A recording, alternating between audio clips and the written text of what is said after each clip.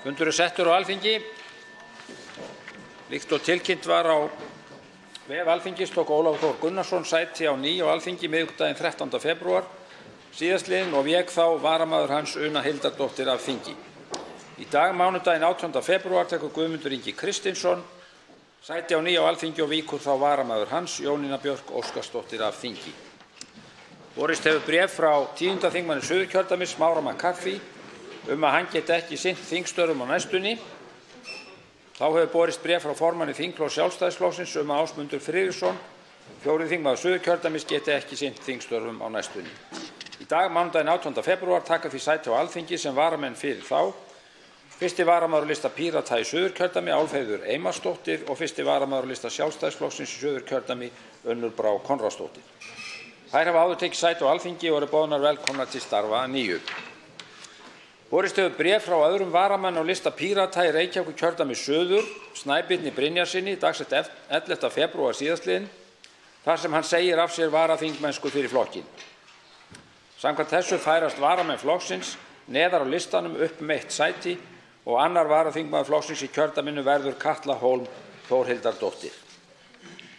Forseti vill tilkynna að borist hafa bréf frá eftirtöldum ráðherrum þar sem óskað er eftir fresti til þess að veita skrifleg svör við fyrirspurnum. Frá mennta- og menningarmálaráðherra vegna fyrirspurnar á þingskjali 401 aldursgreiningar Háskóla Íslands á tönnum umsækjenda alþjóðlega vernd frá Loga Einarssyni.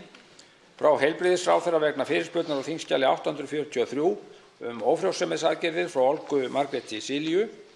Og loks tvær frá utanríkisráðherra vegna fyrirspurna á þingskjali 510 útgáfu á ársskýrslum frá Óla Birni Kárasyni og á þingskjali 254 íslenska ríkisborgara á Bretlandi og útgöngu Bretlands úr Evrópusambandinu frá Jóni Steindóri Valdimarssyni. Útbýtt er á fundinum þingskjali 931 bann við notkun pálmaolíu í lífdísil á Íslandi, þingsályktunartillaga flutningsmaður Albertína Friðbjörg Elíasdóttir og fleiri. Þingskjali 932 vinnsla persónuupplýsinga í löggæslutilgangi stjórnarfrumvarp. Þingskjali 933 fullgilding heildarsamnings efnahagslega samvinnu milli EFTA-ríkjanna og Ekvador. Nefndarálit utanríkismálanefndar, þingskjali 934.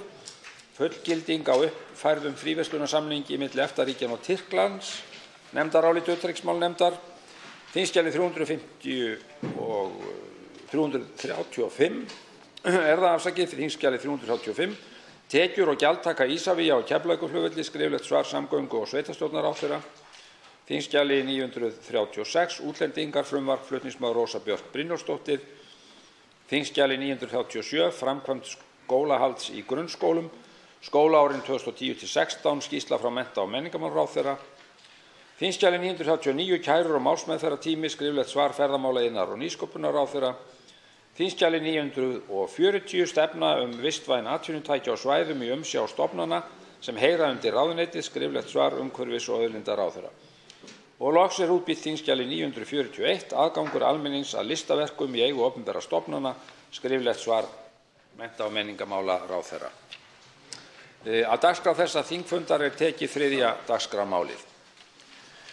Þá vill forseti vekja athygli á því að dagskrárliðurinn óundirbúinn fyrirspurnatími getur staðið lengur á mánudögum en þingsköp gera ráð fyrir, þannig að allt að 6 fyrirspurnir komist af. Er þá tekið fyrir fyrsta dagskrármálið óundirbúinn fyrirspurnatími.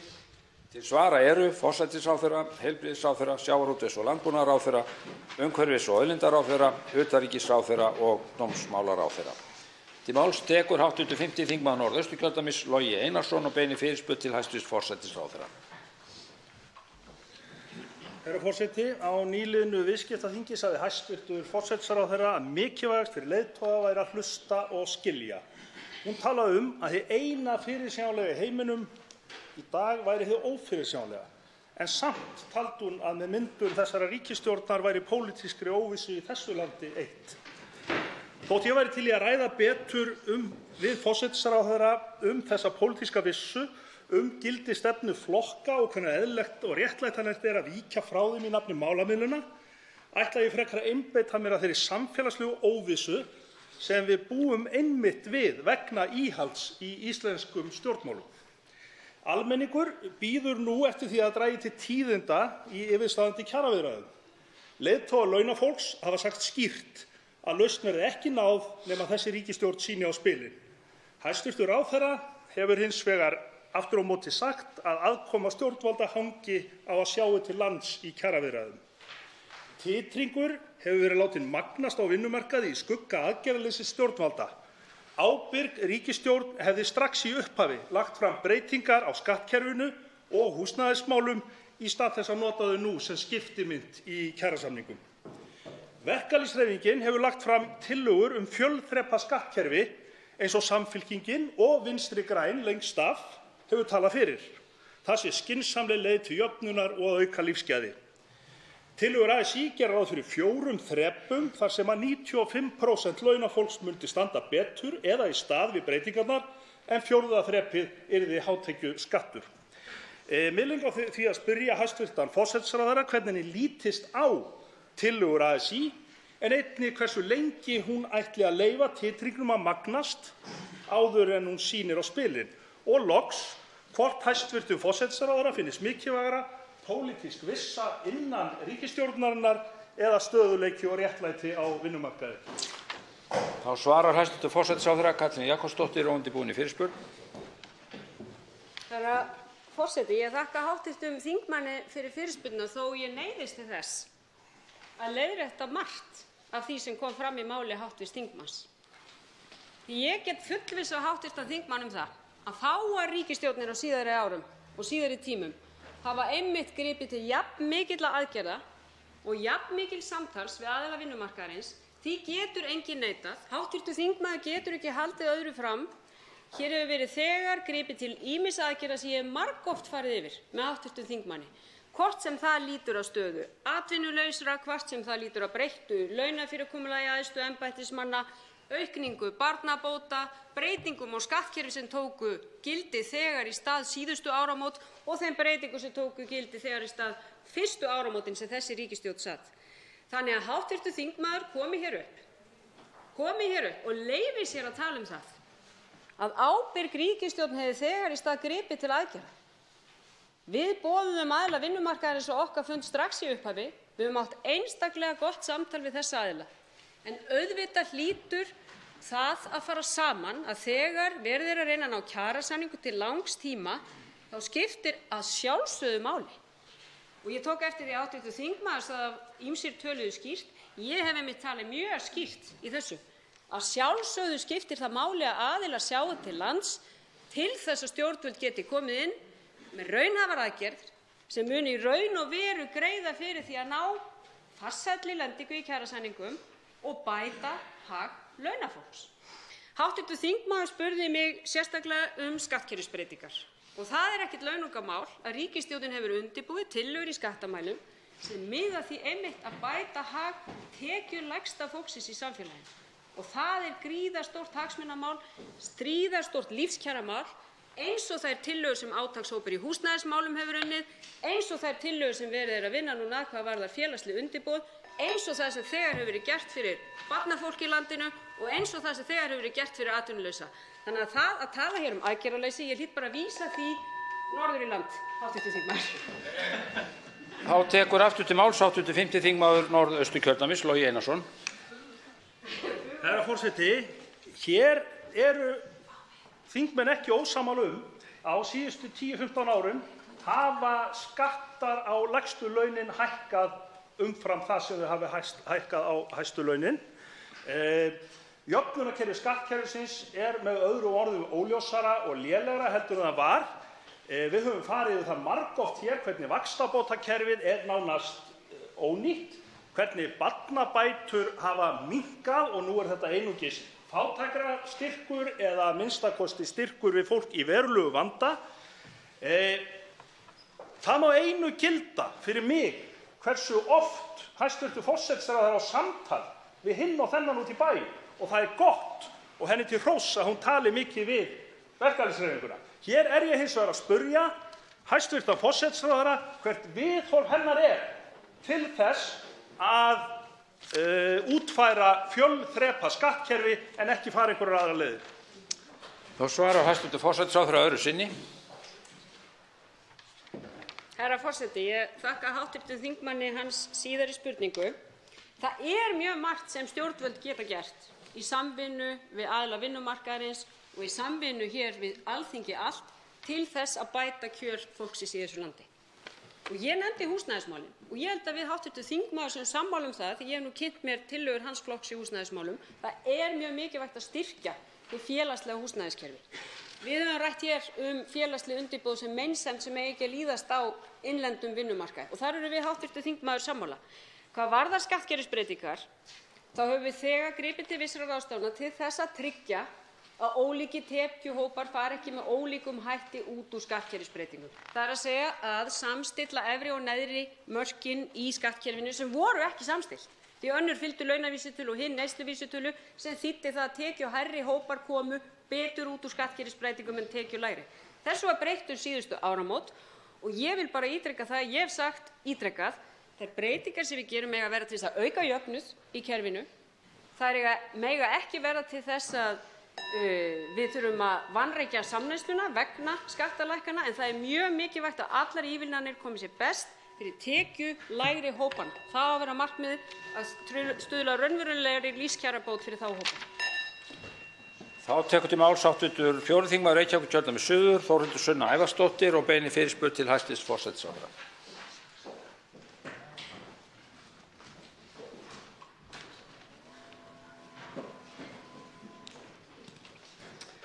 Herra forseti.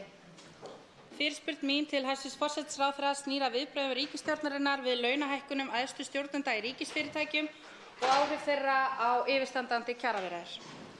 Í því samhengi vil ég víkja sérstaklega einnig slíkri hækkun, launahækkun bankastjóra Landsbankans upp á 82% frá 3,25 milljónum á mánuði upp í 3,8 í apríl í fyrra. Til að byrja með þá vil ég vekja athygli á orðum sem hæstv. félags- og barnamálaráðherra Ásmundur Einar Daðason lét falla á opnum fundi á Hellu í síðustu viku þar sem hann sagði laun forstjóra ríkisfyrirtækjanna væru rugl og komin úr öllum takti.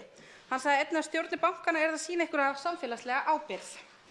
Hæstv. félagsmálaráðherra sagði einnig síðar á Facebook með leyfi forseta að þessar eilífu hækkanir forstjóra ríkisfyrirtækja eru óþolandi. Ríkisbankinn fremstur í flokki að hækka laun á sama tíma og aðrir eru varaðir við vegna kjarasamninga.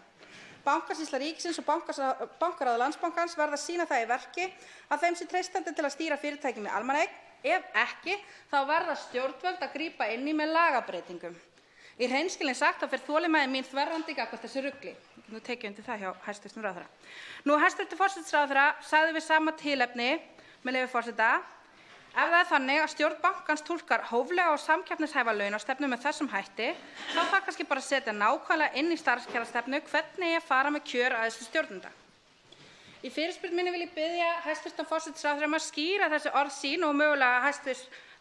félags- og barnamálaráðherra einnig, vegna þess að að mínu viti þá er morgunljóst að þessar hækkanir eru að fara að setja þetta samfélag á hliðina. Ég spyr því hæstv. forsætisráðherra hvernig hyggst hann beita sér og sinni ríkisstjórn í að tryggja að þessar ákvarðanir sem eru greinilega þvert á eigendastefnu ríkissjóðs hafi ekki áhrif á yfirstandandi kjaraviðræður. Hyggst ríkisstjórnin lækka laun þeirra forstjóra og bankastjóra sem mesta hækkun hafa fengið? Eða er planið að gera ekki neitt fyrr en þjóðfélagið logar í verkföllum og fara svo í lagasetningu gegn þeim? Nú svarar hæstv. forsætisráðherra Katrín Jakobsdóttir óundirbúinni fyrirspurn. Herra forseti, ég þakka hv. þingmanni og ágætt að fá upplestur hennar á ræðu hæstv. félags- og barnamálaráðherra og fundi hans á Hellu. Ég held að hún verði bara að spyrja þann ráðherra sérstaklega þann fund ef hún vill setja þann fund á dagskrá Alþingis.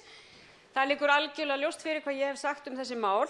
Það er svo að þegar Bankasýsla ríkisins er stofnuð hér á sínum tíma vegna þess að ríkið er orðið eigandi banka, þá var lögð á það mikil áhersla af Alþingi að það væru ekki bein pólitísk afskipti af þessum ríkisbönkum. Þess vegna var sett á laggirnar Bankasýsla til að tryggja ákveðna fjarlægð hins pólitíska valds frá bönkunum. Og nú getum við deilt það hvort okkur finnst það skynsamlegt yfir höfuð ef ríkið er að reka banka hversu mikil fjarlægð hins pólitíska valds er frá þeim bönkum. Í því felst að launakjör eru ákvörðuð með sérstakri eigenda- og starfskjarastefnu og þar kemur fram eins og hv. þingmaður nefndi, eða kannski var hv. þingmaður að vísa í það sem ég sagði þessi mál, það kann að vera, en í starfskjarastefnu ríkisins gagnvart fjármálafyrirtækjum kemur fram að launin skuli vera hófleg og samkeppnishæf. Fyrrverandi hæstv. Fjármálaráðherra Benedikt Jóhannesson sendi tilmæli árið 2017 til bankaráða þar sem hann ítrekaði þessa starfskjarastefnu og þau tilmæli eru enn í fullu gildi. Það sem ég hef sagt er mjög einfalt. 4 milljón króna laun eru ekki hófleg í neinum þeim veruleika sem við þekkjum. Þau geta ekki talist hófleg í neinum þeim veruleika sem við búum til og 82% launahækkun á einu ári getur aldrei talist hófleg. Samkeppnishæf laun, þurfum við þá ekki að spyrja hið pólitíska vald hvað eigum við þegar við tölum samkeppnishæf laun? Er það samkeppnishæf laun sé maður bankastjóri í ríkisbanka að vera með helmingi hærri laun en hæstv. fjármála- og efnahagsráðherra sem fer með yfirstjórn þessara sömu ríkisbanka? Er það samkeppnishæf laun? Mér finnst það ekki samkvæmt mínum skilningi á samkeppnishæfur og tel ég mig nú hafa ágætis málskilning. Þannig að það sem ég átti við, að því að hv. þingmaður spyr, þá þarf kannski að skrifa þessa starfskjarastefnu út þannig að hún sé hverjum manni sem fullkomlega ljós að við ættumst til þess að þarna sé þessum tilmálum fylgt eftir í raun. Þá tekur til máls öðru sinni hv. 4. þingmaður Reykjavíkurkjördæmis suður, Þórhildur Sunna Ævarsdóttir. Herra forseti, ég þakka hæstv. ráðherra svarið og finnst ánægjulegt að hún minnist einmitt á það sem fyrrverandi fjármálaráðherra Benedikt Jóhannesson gerði, sem var að senda bréf til allra stjórnanna í eigu ríkisins, þar að segja fyrirtækjanna, og baði að huga að áhrifum stöðugleika á vinnumarkaði eins og hæstv. ráðherra kom inn á. Ég vil einmitt minna sérstaklega á orð sem hann lét falla í þessu bréfi, með leyfi forseta, sem kemur fram að æskilegt sé að launaákvarðanir séu varkarar og forðast sé að ákvarða miklar launabreytingar á stuttu tímabili, en þess í stað sé gætt að laun séu hækkuð með reglubundnum hætti til samræmis við almenna launaþróun. Mér finnst algjörlega ljóst að stjórnir fjölmargra ríkisfyrirtækja hafa gjörsamlega hunsað þessi fyrirmæli. Listinn yfir þá ríkisforstjóra sem hafa lotið margra tugaprósenta hækkun á laun sín heldur áfram að lengjast og krónutöluhækkun þeirra flestra hærri heldur en lágmarkslaun á Íslandi. Ég spyr í fyrsta lagi, hvað verður þá stjórnarmenn sem hunsa svona fyrirtæki? Munu þeir sæta einhverjum afleiðingum? Munu þeir fá að sitja áfram? Það er að segja, verða þeir skipaðir aftur? Geta þau átt von á endurkjöri? Og einhugur í ríkisstjórn með þessa afstöðu að það verði ekki afskipti af því hvernig þetta verður eða ekki, vegna þess að ég heyri ráðherra tala í kross þessi mál, þessar myndir. Þá svarar hæstv. forsætisráðherra Katrín Jakobsdóttir öðru sinni. Herra forseti, þá kem ég nú að því sem ég kom ekki að í mínu fyrra svari, því hv. þingmaður nefndi það líka til hvaða viðbragði ætti að grípa og ég vil nú að segja það að ég heyri ráðherra ekki tala í kross í þessu máli. Því það liggur fyrir að núverandi hæstv. fjármála- og efnahagsráðherra hefur sent Bankasýslu ríkisins og stjórnum þessara fyrirtækja bréf þar sem hann ítrekar það að tilmælin frá 2017 séu í fullu gildi, enda eru þau í fullu gildi, óskar eftir rökstuðningi þessara stjórna fyrir sínum ákvörðunum, það er að segja hvernig þessar stjórnir geti mögulega rökstutt það að þessum tilmælum hefur verið fylgt sem á hinni almenna starfskjarastefnu ríkisins. Og þessum stjórnum og Bankasýslunni er gefinn naumur tímafrestur til svara, þannig að væntanlega nú von á svari frá þeim fyrir lok þessara viku. Það er mjög mikilvægt að hið opinbera taki mjög fast á þessum málum í sínum ranni og það höfum við gert. Við höfum þegar lagt niður kjararáð sem var nú önnur uppspretta eilífra átaka á deiluna. Við erum að færa launafyrirkomulag æðstu embættismanna í gagnsæjan og fyrirsjáanlegan farveg og hið sama hlýtur að gilda þau fyrirtæki og þær stofnanir sem ríkið ber ábyrgð á, þrátt fyrir að við gætum að þeim armslengdarsjónarmiðum sem við viljum gæta sérstaklega gagnvart svona starfsemi, þá hljótum við líka að gera þá kröfu að launastefnan sé í takt við stefnu stjórnvalda á hverjum tíma. Afsakið. Til máls tekur þá næst hv. 7. þingmaður Suðvesturkjördæmis Þorgerður Katrín Gunnarsdóttir og beinir fyrirspurn til hæstv. forsætisráðherra.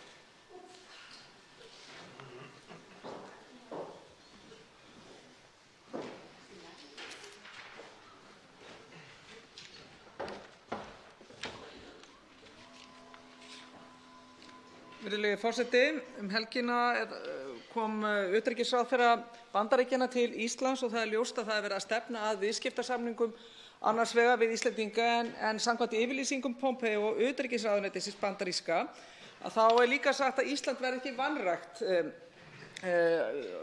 af þeirra hálfu lengur og það þýðir að mínu mati á íslensku að það aukin áhersla Bandaríkjanna þegar kemur á varnar- og öryggismálum á svæðinu. En hvað þýðir þetta fyrir okkur? Ég eindreginn talsmaður vestrænnar samvinnu en það þýðir auðvitað ekki að við getum ekki leyft okkur að að gagnrýna bandalagsþjóðir okkar, hvort sem það eru vestanhafs eða austan. Samkvæmt þjóðaröryggisstefnu okkar þá er blessunarlega lögð áhersla á vestrænt varnarsamstarf og NATO.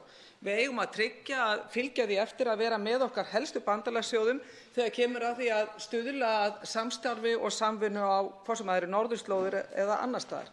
En það þarf í þessu sem öðru heildstæða stefnu og við hljótum alltaf að spyrja okkur, virðulegi forseti, hvernig við tryggjum öryggi okkar Íslendinga best. Og við getum ekki tryggt varnir okkar án þess að við í leiðinni fókuserum og einblínum líka á lýðræði og mannréttindi. Því án þeirra lykilþátta þá er frelsinu ógnað og þá er örygginu líka ógnað. En ég vil spyrja hæstv. Forsætisráðherra að því að þetta eru risamál, viðskiptasamningar við Bandaríkin en ekki síður það hvernig á að auka öryggis- og varnarmál hér á norðurslóðum með tilkomu þá meiri umsvifa Bandaríkjanna. Getur forsætisráðherra hæstv. Verið mér sammála það að utanríkisnefnd þingsins verði ekki bara upplýst, hugsanlega bara með einu símtali, heldur verði upplýst markvisst af hálfu utanríkisráðuneytisins, en ekki bara það, mun ráðherra styðja og beita sér fyrir því að samráð verði haft við utanríkismálanefnd og reynt líka að ná samstöðu helstu samningsmarkmið Íslands í þessum mikilvægu verkefnum sem eru framundan í samskiptum okkar við Bandaríkin. Þá svarar hæstv. Forsætisráðherra á undirbúinni fyrirspurn.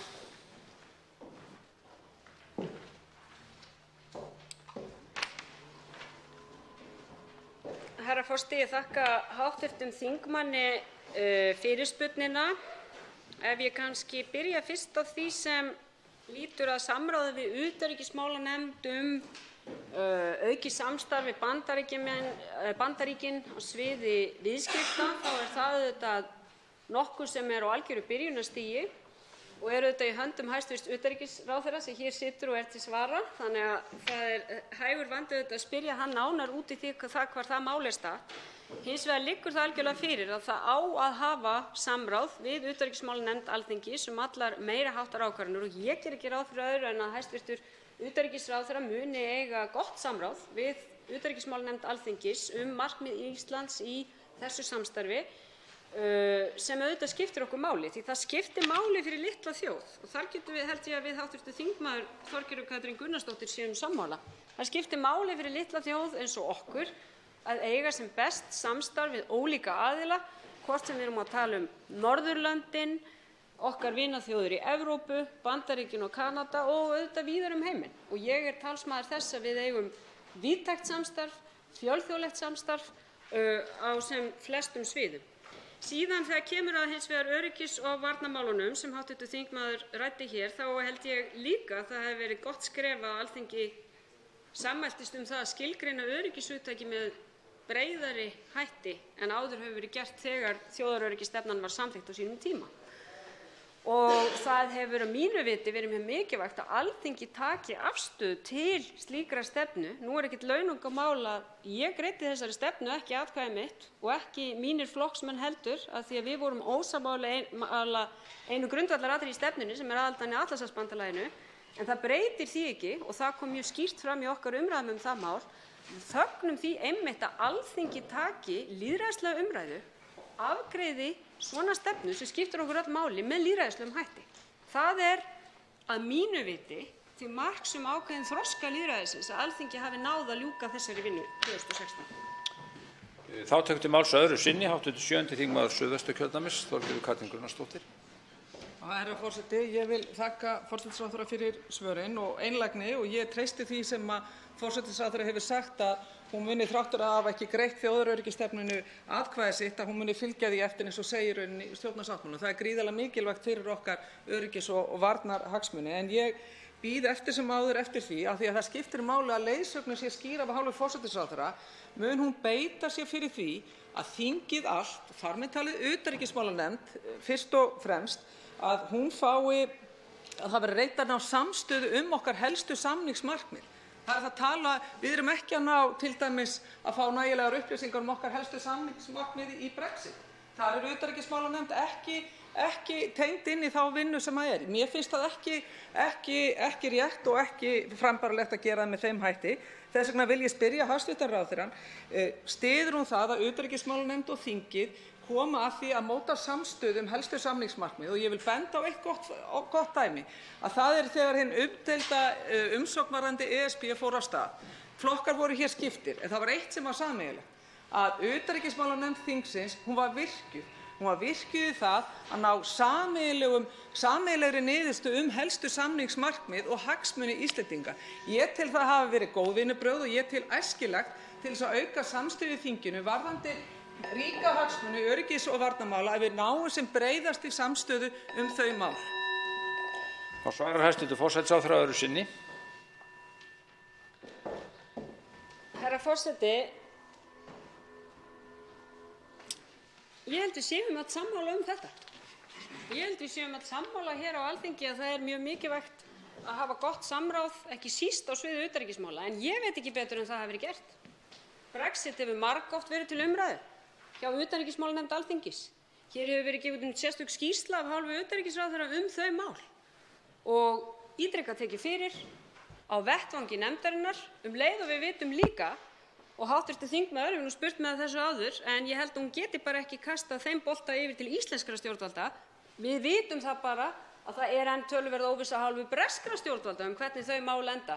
En íslensk stjórnvöld geta ekki tekið ábyrgð á þeirri óvissu þó að hv. þingmaður hafi skotið því að okkur hér daginn. Auðvitað er það mikilvægt og ekki síst á sviði utanríkismála. Ég nefndi hér þjóðaröryggisstefnuna daginn þar sem fulltrúar allra flokka tóku þátt í þeirri vinnu í langan tíma og eins og ég segi náðist merkilega góð samstaða og algjör samstaða marga þætti hennar og þannig eigum við þetta sérstaklega að vanda okkur, ekki síst á sviði alþjóðamála og utanríkismála. Þannig að ég segi það, ég vil að það samráð sé gott og ég er sammála hv. þingmanni það og ég held að við séum öll sammála það. Til máls tekur hv. 12. þingmaður Suðvesturkjördæmis Guðmundur Ingi Kristinsson og beinir fyrirspurn til hæstv. Heilbrigðisráðherra.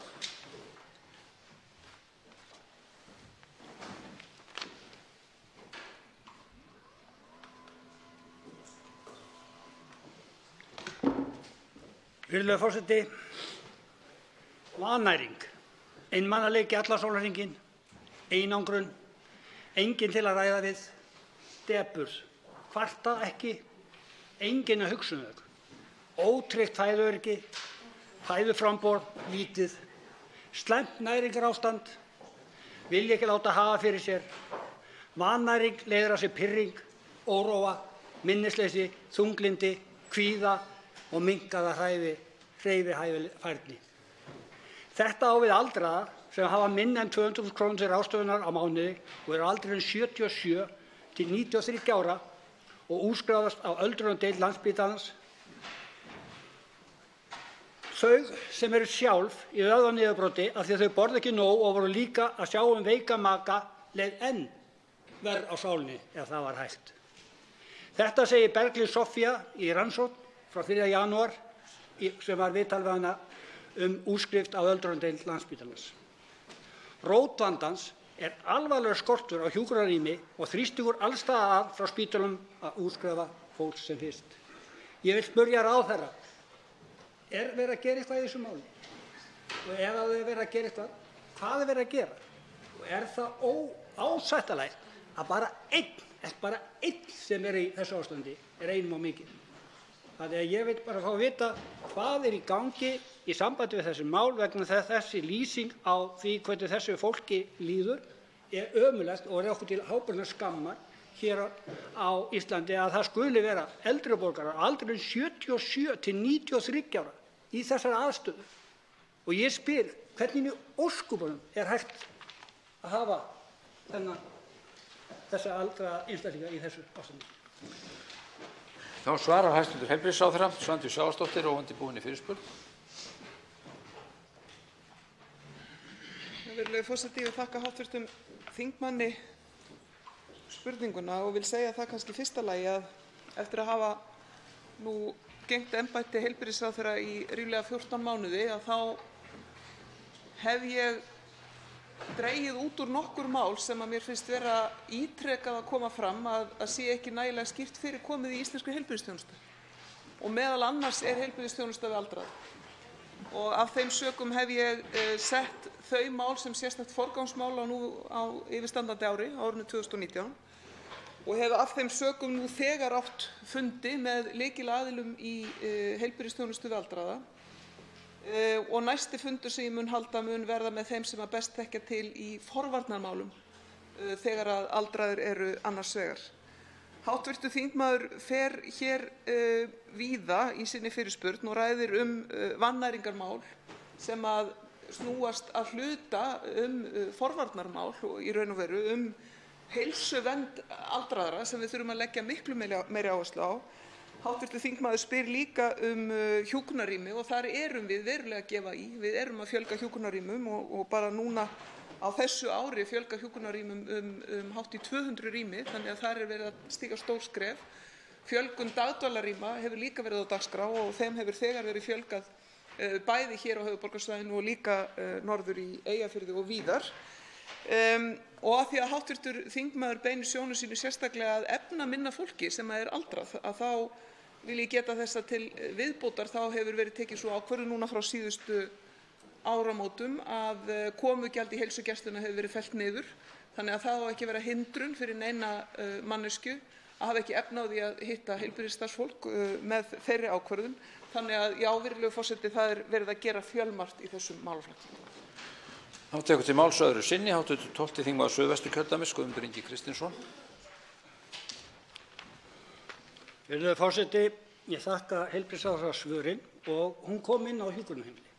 Og þess vegna vil ég í því samhengi benda á grein sem var í Morgunblaðinu núna helgina, þar sem Helga Hansdóttir, hjúkrunar sem yfir mörkinni, bendir á að þeir þurfa að fara að skera niður 50 milljónir. Og hún telur einmitt upp hvar ætlið að skera niður. Hvar eiga þau að skera niður? Þau eru búin að vera að skera niður undanfarin ár og á að fara að skera niður lyf, á að fara að skera niður mat. Hvar á að skera niður? Spurningin er þá, við að fá fleiri hjúkrunarheimili en ekki fjármagn til þess að reka þetta? Og þá er lítið gagn af því.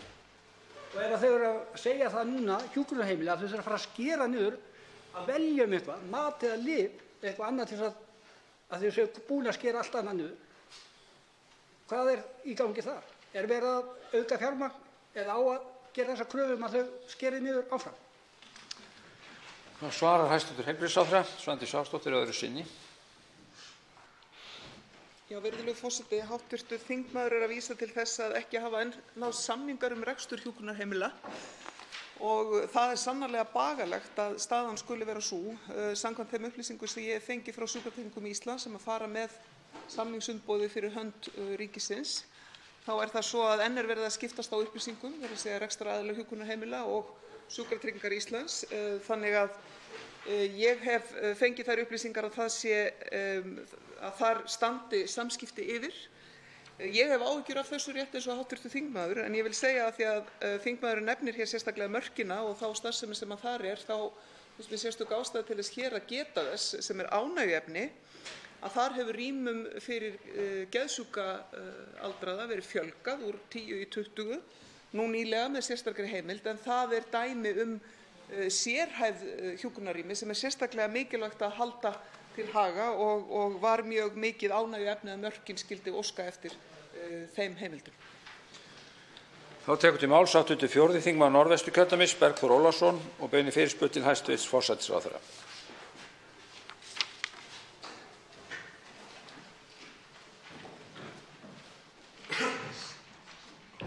Virðulegur forseti, ég kem hér upp til að forvitnast mál við hæstv. forsætisráðherra sem snýr að svokölluðum þjóðarsjóði og fjármögnun hinna ýmsu verkefna sem að menn telja mikilvægt hverju sinni. Ég ætla að byrja á að leyfa mér að með leyfi forseta að lesa upp tvær greinar úr frumvarpi fjármálaráðherra þjóðarsjóð, þar sem fyrst segir í 5. grein: Veita skal framlög til þjóðarsjóðs sem eru jafn há öllum tekjum sem ríkissjóður hefur haft af arðgreiðslum, leigutekjum og öðrum tekjum vegna nýtingar orkuauðlinda á forræði ríkisins frá orkufyrirtækjum á næstliðnu ári.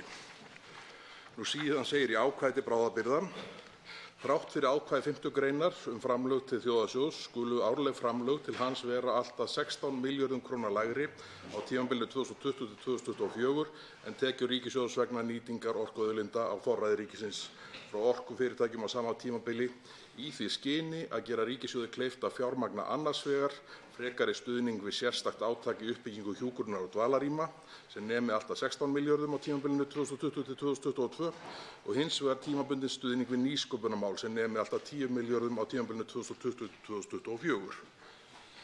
Nú þetta auðvitað ekki fyrsta skipti sem að tveir ráðherrar vilja nota sömu milljarðana en þannig mál með vexti núna að hæstv. Fjármálaráðherra hann leggur þetta svona fram í frumvarpi sínu og síðan gerðist það að á þann 10. febrúar síðastliðinn þá lýsir hæstv. Samgönguráðherra því yfir að hann telji skynsamlegt að nýta fjármuni úr þjóðarsjóðnum ætlaða til uppbyggingar samgöngumannvirkja. Mig fýsir að heyra hver sjónarmið hæstv. forsætisráðherra eru til þessara sjónarmiða hæstv. Samgönguráðherra og hvernig hún sjái fyrir sér að málinu vindi fram. Þá svarar hæstv. forsætisráðherra Katrín Jakobsdóttir og undirbúin í fyrirspurn.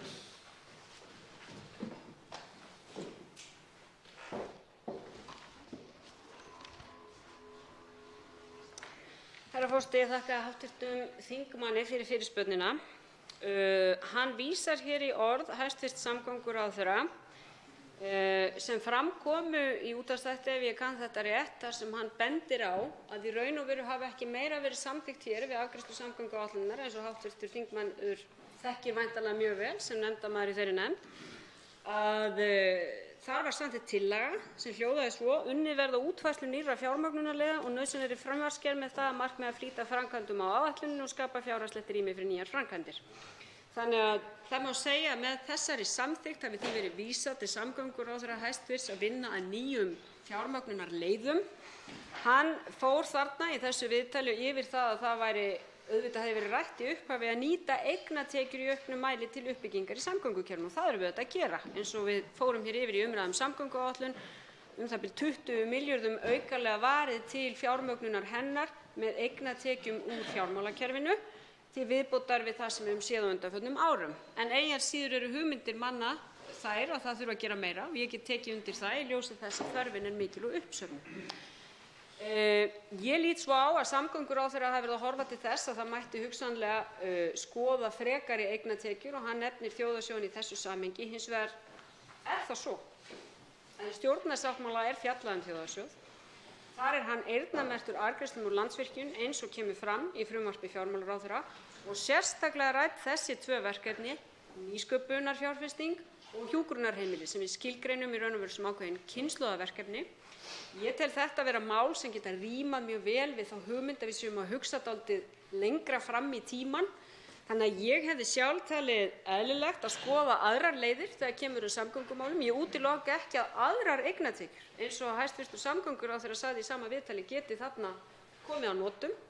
Það liggur hins vegar fyrir að það er mikið verk framundan þangað til ný samgönguáætlun kemur hér fram í haust ef mæta á þeim hugmyndum aukna framkvæmdir sem hafa verið uppi.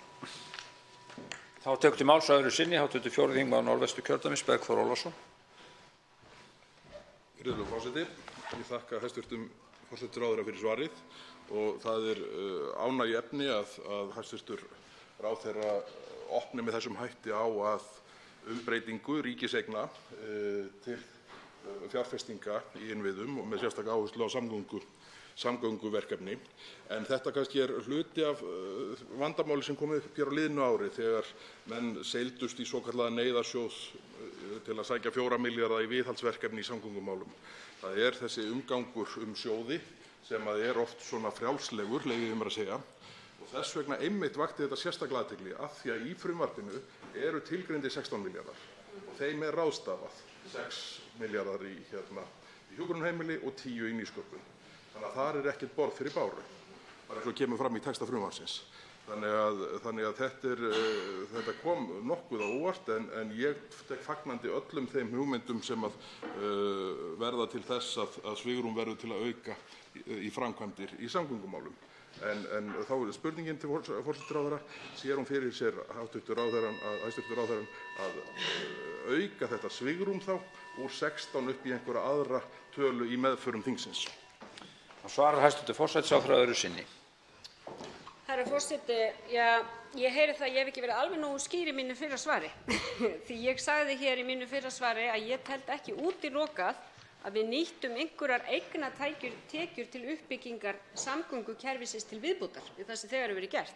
Hvað varðar þjóðarsjóðinn, þá er hann skilgreindur í stjórnarsáttmála. Það liggur hér fyrir frumvarp og ég hef talið mjög mikilvægt, eins og hv. þingmaður nefnir, að við séum með nokkuð skýra línu þegar við erum að ráðast í slíka aðgerð að koma slíkum sjóði á laggirnar og það sé þá mjög skýrt skilgreint ef við ætlum að nýta fjármuni í einhver önnur verkefni. Hins vegar finnst mér ekkert, eins og kom fram í þessu viðtali við samgönguráðherra, að því við skoðum aðrar leiðir en hafa verið mest til umræðu hér í opinberri umræðu, þar að segja veggjaldaleiðina, þar að segja frekari eignatekjur en þegar hefur verið gert til uppbyggingar samgöngukerfisins. Því ég tek undir með hv. þingmanni, þörfin er mikil, væntingarnar eru miklar.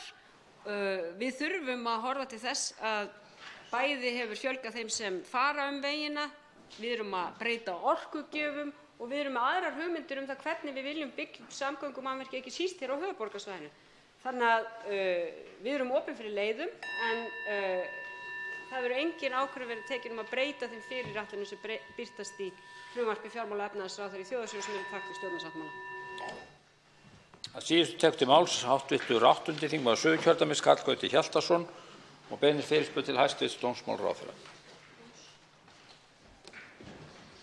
Herra forseti, ekki þarf að fjölyrða mikilvægi þess að allir íbúar landsins hafi sem jafnastan aðgang að stofnunum hins opinbera og á ríkinu hvíli skylda til þess að svo sé. Þannig verður ríkisvaldið að leitast við að sinna öllum íbúum landsins og hefur lengi verið viðurkennd sú skipan að í dreifðum byggðum sé þessari opinberu þjónustu sinnt þannig að hver og einn þurfi ekki að leita mjög langt eftir sjálfsagðri þjónustu hins opinbera og hafi að henni tiltölulega greiðan aðgang. Þetta er auðvitað ekki auðvelt viðfangsefni og hefur löggjafinn því sett fyrirmæli hvernig margháttaðri þjónustu ríkisins skuli háttað í landinu. Í nýlegum lögum framkvæmdarvald og stjórnsýslu í héraði frá 2014 er einmitt að finna slík fyrirmæli til framkvæmdarvaldsins. Þar er í 2. grein landinu skipt í 9 sýslumannsembætti og þar undir er umdæmi sýslumannsins í Vestmannaeyjum og segir að þar skuli vera staðsettur sýslumaður. Við þessa lagabreytingu frá 2014 var sýslumannsembættum fækkað niður í það bil þriðjung af því sem það var síðustu aldamót. Þá kom tilkynning á vefsíðu dómsmálaráðuneytisins nú í lok janúar sem kom okkur þingmönnum Suðurkjördæmis verulega óvart að sýslumaður á Suðurlandi yrði settur tímabundið í stöðu sýslumannsins í Vestmannaeyjum á meðan hann gegndi öðrum störfum á meðan. Nú í tilkynningu ráðuneytisins sagði að þessar breytingar væru í samræmi við áform dómsmálaráðherra sem hún hefur kynnt bæði ríkisstjórn og sýslumönnum stefnumörkun í stjórnsýslu ríkisins í héraði sem sýslumönnum hefur verið falin. Ég vil spyrja hæstv. dómsmálaráðherra hver þessi áform eru nákvæmlega og í öðru lagi hverju má það sæta að embætti sýslumanns Eyjamanna er ekki auglýst þegar það liggur fyrir að sá sem gegnir því er tímabundið að fara til annarra starfa. Þá svarar hæstv. dómsmálaráðherra Sigríður Á. Andersen óundirbúinni fyrirspurn.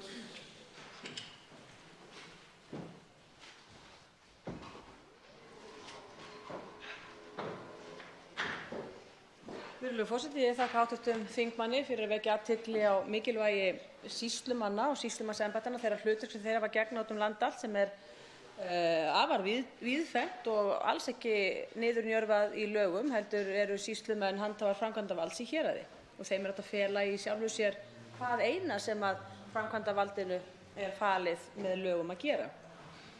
Fyrirspurn hans lítur nú einkum sér í lagi að þessum tímabundnu breytingum sem hafa verið á högum sýslumannsins sjálfs sem persónu nokkurra mánaða skeið. En ég lýsti því við sýslumenn mjög snemma á síðasta ári, síðasta sumar, að ég hygðist fara í gagngera skoðun á verkefnum sýslumanna allt land, tækifærum sem að geta falist í flutningi verkefna til þeirra í auknum mæli. Það hefur nú verið reynt hérna í áratugi en gengur nú illa hjá öðrum ráðuneytum, öðrum en kannski dómsmálaráðuneytinu og heilbrigðisráðuneytinu að einhverju leyti líka að fela sýslumönnum út á landi ýmis verkefni.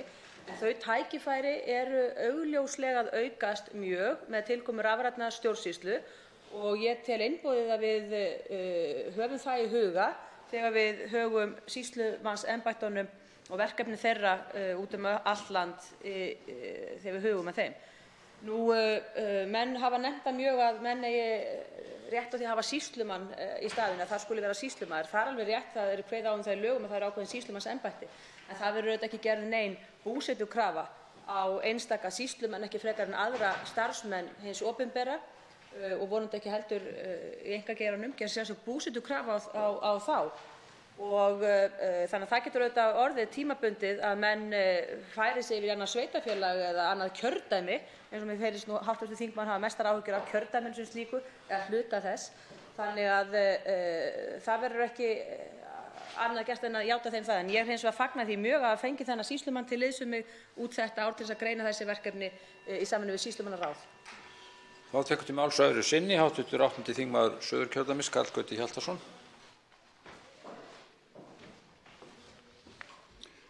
Herra forseti, ég vil minna á það að þessi ráðstöfun ráðherra hæstvirts er gerð fyrirvaralaust og meðal annars hefur hv. þingmaður Páll Magnússon lýst því í ræðu hér á þingi hinn 30. janúar síðastliðinn hvernig hann, sem er fyrsti þingmaður kjördæmisins, fékk á skotspónum fregnir af þessari ráðstöfun ráðherrans, sem er samflokksþingmaður hans. Þetta sætir mikilli furðu að þetta sé gert með þessum hætti og ég vil spyrja hvers vegna var þetta ekki auglýst tímabundið embætti sýslumanns í Vestmannaeyjum. Á hvaða vegferð Sjálfstæðisflokkurinn? Undir stjórn Sjálfstæðisflokkurinn hefur verið unnið markvisst að því að leggja niður embætti stjórnsýslu í héraði. Sýslumannsembætti sem hafa verið lögð niður undir hans forystu og sýnist eiga að halda áfram á sömu braut eru til dæmis Vík í Mýrdal, þetta er ekki allt í mínu kjördæmi, Höfn í Hornafirði, Neskaupstaður, Ólafsfjörður, Siglufjörður, Hólmavík, Patreksfjörður, Búðardalur og Akranes. Þetta eru dæmi, ég get nefnt fleiri dæmi. Þetta eru þau embætti sem hafa verið lögð niður undanfarin ár á vakt Sjálfstæðisflokksins.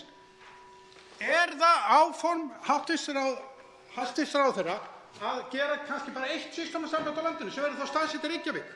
Þeir eru iðnir við að stoppsetja embætti hér í höfuðborgarsvæðinu og vil ég nefna þeirra nýlegan frumvarp þjóðarsjóð. Þá svarar hæstv. Dómsmálaráðherra öðru sinni.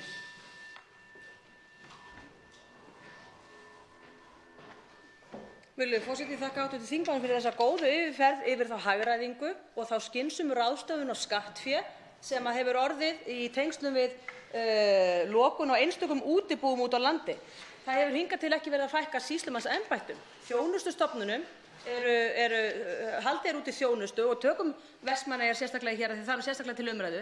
Í Vestmannaeyjum hefur ekki verið dregið ekki nokkurn skapaðan hlut úr þjónustu. Það þótt að sýslumaðurinn sitji tímabundið, hafi tekið sér leyfi frá störfum og sitji hérna í Reykjavík að vinna fyrir sýslumannaráð sem hefur alltaf verið ómannað hingað til, ómannað sýslumannaráðið en hefur þó hlutverki að gegna og færi núna starfsmann og að sýslumaðurinn hefur ennþá sína skipun. Það kemur ekki til greina að skipa í það embætti eða auglýsa tímabundið. Það þjónar auðvitað engum tilgangi þegar verið að skoða öll embættin í heild og verkefni og verkefnastöðu. Það sem mestu máli skiptir er að þjónustan er algerlega óbreytt í Vestmannaeyjum, algerlega, þótt að sýslumaðurinn hafi komið upp á land í sátt og samlyndi við aðra sýslumenn og sýslumannaráð. Þannig að þjónustan er algerlega óbreytt og það er það sem mestu máli skiptir. Umræðu fyrsta dagskrármálið er lokið. Tekið fyrir annað dagskrármálið. Hv. þingmaður Þorgerður Katrín Gunnarsdóttir, 7. þingmaður Suðvesturkjördæmis, óskar að ræða fundarstjórn forseta.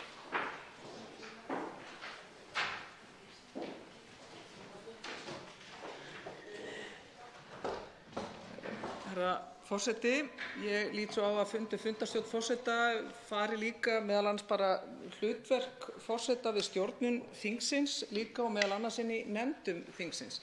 Nú ber svo við að það eru fá mál eiginlega bara engin, frá stjórninni í atvinnuveganefndinni, bara rétt að geta þess.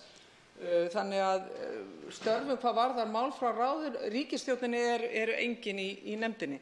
En hins vegar eru ýmis mál sem að þingmenn hafa flutt og meðal annars mótun klasastefnu frá Framsóknarflokknum, það eru búvörulög og búnað frá Viðreisn meðal annars til þess að ýta burt einokun sem á Íslandi og það eru ýmis önnur mál sem eru ráðstafanir til að lækka eldsneytiskostnað í millilandaflugi en þessi mál fást ekki rætt, ekki einu svona umfjöllun í nefndinni, ekki gestir. Þess í stað verið að skipuleggja starf nefndarinnar frá þingstafnum, frá nefndunum sem gott og blessað. Það er gott að fara í heimsóknir í fyrirtæki, opinberar stofnanir, en ég vil undirstrika það að það er ennþá mál sem hefur verið mælt fyrir, þau eru komin inn í nefnd en það fæst ekki umfjöllun þau einhverra hluta vegna. Og ég vil beina því til forseta að það verði skýr fyrirmæli til nefndarformanna hvað þetta varðar. Við þurfum að vinna vinnuna okkar hér líka. Forseti vill nú árétta að nefndir eru sjálfstæðar í störfum sínum og hafi menn athugasemdir fram að færa við það hvernig starfsáætlun eða störfum þar háttað rétt að ræða það á vettvangi nefndanna í fyrstu umferð. Tekið fyrir annað dagskrármálið sérstök umræða fjarlækningar, málshefjandi er hv. þingmaður Hanna Katrín Friðriksson. Hæstv. Heilbrigðisráðherra Svandís Svavarsdóttir verður til andsvara og hefst nú umræðan. Til máls tekur hv. 7. þingmaður Reykjavíkurkjördæmis suður, Hanna Katrín Friðriksson. Forseti. Ég fagna því að fá hér tækifæri til að eiga orðastað við hæstv. ráðherra heilbrigðismála helstu markmið og framtíðarsýn stjórnvalda varðandi fjarheilbrigðismál. Verkefni sem heilbrigðisyfirvöld, ekki bara hér á landi heldur víða heim, standa frammi fyrir annars vegar að haga skipulagi heilbrigðisþjónustunnar á þann hátt að hún nái sem best að nýta kosti fjarlækninga og annars vegar að gera nýsköpun hátt undir höfði og hvetja og styðja við baki á aðilum sem besta þekkingu og færni hafa í þessum málaflokki. Í tillögu til þingsályktunar heilbrigðisstefnu til ársins 2030 sem hæstv. ráðherra mælti fyrir í lok janúar kemur því á óvart hversu litla áherslu má sjá þar á fjarheilbrigðisþjónustuna. Svo dæmi sé tekið af stöðu mála í löndum í kringum okkur má nefna að nyrst í Svíþjóð í Lapplandi er farið að bjóða upp á viðtöl við lækna í gegnum færbúnað og í kjölfarið verið að þróa lyfjasendingar með drónum. Svo getur maður séð fyrir sig hvernig það gengur á okkar ágæta eylandi. Í Noregi er verið að skoða að bjóða þeim læknum sem eru fyrstir til að tileinka sér þessa nýju tækni sérstaka hvata og í Bretlandi er komin áætlun að fyrir árið 2024 fari þriðjungur viðtala heilbrigðisstarfsfólk við sjúklinga sem liggja ekki inn á stofnunum fram í gegnum slíkan fjárbúnað. Ég spyr því hæstv. ráðherra fyrst framtíðarsýn hennar varðandi fjarheilbrigðisþjónustuna á Íslandi. Á Klaustri hefur verið unnið mikið brautryðjendastarf hér á landi á sviði fjarheilbrigðisþjónustu og fyrir rétt á ári síðan fjármagnaði heilbrigðisráðuneytið kaup á fjarlækningabúnaði fyrir Heilbrigðisstofnun Austurlands annars vegar og Heilbrigðisstofnun Suðurlands. Og ég spyr, hvað varð eftir það? Það er búið að kaupa búnaðinn, er búið að útbúa hvata fyrir heilbrigðisstarfsfólk til að sinna sjúklingum í gegnum svona búnað? Er komin gjaldskrá fyrir þessa þjónustu? Má taka gjald fyrir svona þjónustu? Og hvað með þjálfun starfsfólks? Og svo er það kannski spurningin sem hefði átt að koma fyrst, hver stýrir þessari vinnu? Eru það staðbundnir aðilar á viðkomandi svæðum sem best þekkja til og vita hvaða þjónustu þarf eða er þessu stýrt miðlægt frá Landspítala og Heilsugæslu höfuðborgarsvæðisins svo dæmi séu tekin? Þannig ég spyr hæstv. ráðherra, hverjir eru helstu hvatar til fjarlækninga og að hverjum beinast þeir hvatar? Hvert er hlutverk heilbrigðisyfirvalda hér að mati hæstv. ráðherra? Heilbrigðisyfirvöld standa frammi fyrir miklum áskorunum tæknimiðaða, fjölbreytta og einstaklingsmiðaða þjónustu og þegar upp er staðið hlýtur markmið sem fyrr að vera að tryggja gæði og aðgengi þjónustunnar og nýtingu fjármagns. Áhersla á nýsköpun og fjölbreytni við þessar aðstæður er lykilatriði. Enda stendur í stjórnarsáttmála sitjandi ríkisstjórnar, með leyfi forseta, efla á nýsköpun í heilbrigðismálum þannig að Ísland verði í fremstu röð og nýti sér nýjustu tækni á þessu sviði, þar með talið fjarlækningar. Og mig langar að spyrja hæstv. ráðherra nánar út í þessa fyrirætlan. Hvernig hyggst hún gera nýsköpun sem tengist fjarlækningum hátt undir höfði? Hvar sér ráðherra fyrir sér að þessi nýsköpun eigi sér helst stað? Nýlega undirritaði ráðherra fyrirmæli landlæknis upplýsingaöryggi við veitingu fjarheilbrigðisþjónustu. Nú er ekki dregið í efa mikilvægi þess að öryggi sé tryggt enda liggja þar miklir hagsmunir undir. Mig langar hins vegar að gera athugasemd við það sem lesa má úr fyrirmælunum og það er að gerður greinarmunur á kröfum til þeirra sem nýta fjarheilbrigðisþjónustu hjá hinu opinbera Það er að segja til dæmis þeirra sem nota lokakerfi hjá Landspítala og heilsugæslunni og aðila sem standa utan þessara kerfa.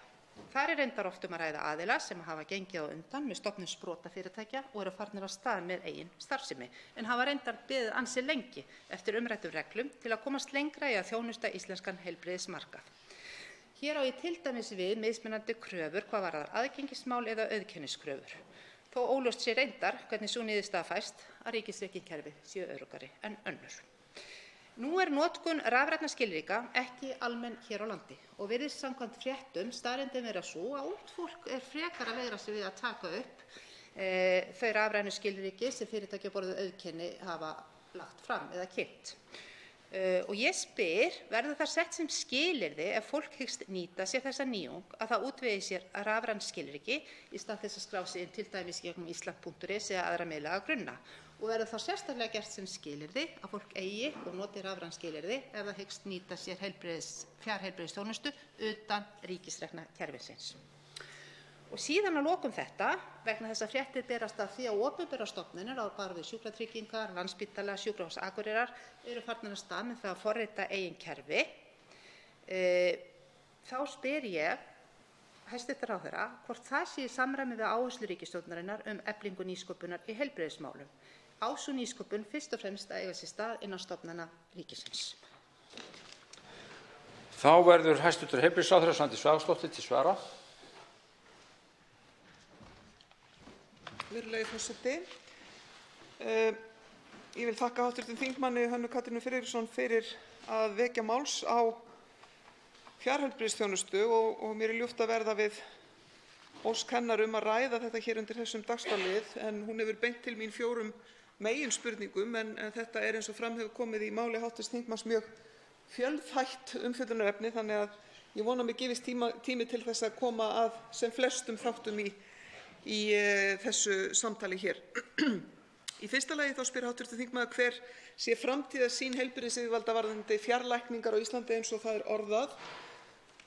En það var þannig að hinn 24. nóvember 2017 þá skipaði þáverandi heilbrigðisráðherra Óttar Proppé starfshóp eflingu fjarheilbrigðisþjónustu sem hafði það hlutverk samkvæmt erindisbréfi að móta tillögur að áframhaldandi uppbyggingu og framþróun á skipulagi og framkvæmd fjarheilbrigðisþjónustu. Starfshópurinn skilaði niðurstöðum sínum í ágúst á síðasta ári til mín, en þessar tillögur lutu að stefnumótun, gæðamálum, tæknimálum og samhæfingu búnaðar á landsvísu til að tryggja samstarfsmöguleika og auka hagkvæmni. Jafnframt að styrkingu innviða til að taka upp fjarheilbrigðisþjónustu, styrkingu teymisvinnu innan og á milli stofnana sem og fræðslu og valdeflingu heilbrigðisstarfsfólks og almennings til að auka hæfni til að nýta þjónustuna.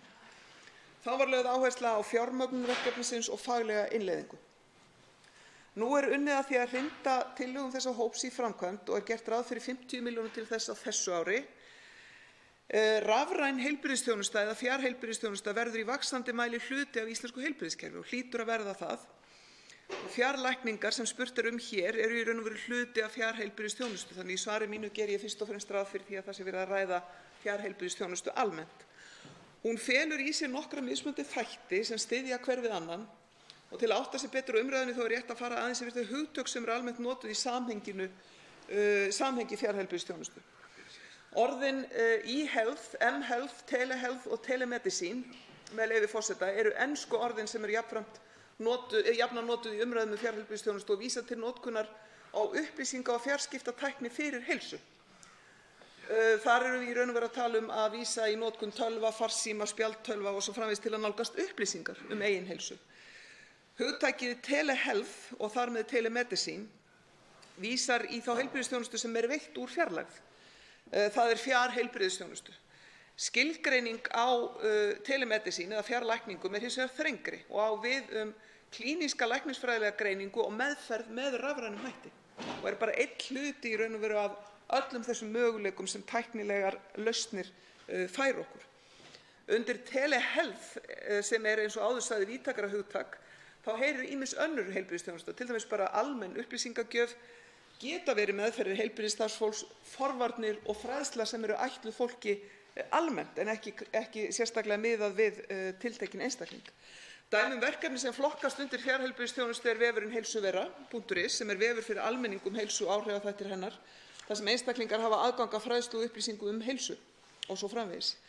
Fjarheilbrigðisþjónusta þannig viðbót við hefðbundna heilbrigðisþjónustu og með aukinni nýtingu á rafrænum samskiptum þá felast mörg tækifæri til að leysa verkefni á nýjan hátt, bæði fyrir sjúklinga og auðvitað samfélagið allt, og það auðvitað mjög mikilvægt að halda því til haga að þarna opnast gríðarlega miklu möguleikar til þess að þjónusta dreifðar byggðir í landinu betur en við höfum áður geta gert. Hv. þingmaður spyr í öðru lagi eflingu nýsköpunar í heilbrigðismálum, en í innleiðingu á fjarheilbrigðisþjónustu felst auðvitað ákveðin nýsköpun í opinberum rekstri, en nýsköpun ein meginforsenda aukinnar verðmætasköpunar og samkeppnishæfni hvort sem í ungum eða rótgrónum fyrirtækjum og stofnunum. Nýsköpun lykilatriði í viðleitni okkar til að bæta samfélagið og veita betri heilbrigðisþjónustu, og ég vil árétta það er óháð því hver veitir þjónustuna, hvort að það eru opinberir aðilar eða aðilar sem að ríkið að kaupa þjónustu af í gegnum samninga við Sjúkratryggingar Íslands. Tæknin ein og sér hjálpar okkur auðvitað ekkert inn í framtíðina, heldur það samvinna okkar með hjálptæknina sem kemur okkur áfram. Og í stað þess að sjúklingurinn þurfa að fara langan veg til þess að sækja þjónustu eða fagaðilar þurfa ferðast á milli stofnana, þá unnt með nýtingu tækninnar að koma á tengingu milli sjúklings og fagaðila í þeirra nærumhverfi. Þingmaðurinn spyr í þriðja lagi nýtingu nýjustu tækni til fjarlækninga, en veitendur heilbrigðisþjónustu hafa nokkurt skeið nýtt sér ýmsar tæknilegar lausnir og verkefnin eru að mismunandi stærðargráðum, og stærsta verkefnið telst væntanlega verkefni hjá embætti landlæknis sem hefur í samvinnu við allflestar opinberar heilbrigðisstofnanir síðastliðin ár unnið að þróun og innleiðingu á vefsvæðinu heilsuvera.is. Virðulegur forseti, ég held að ég hafi snert á broti af þeim spurningum sem hv. þingmaður kom fram með hér í sinni framsögu og vonast til þess að geta svarað fleirum í minni lokaræðu. Þá tekur til máls hv. 6. þingmaður Norðvesturkjördæmis Guðjón Brjánsson.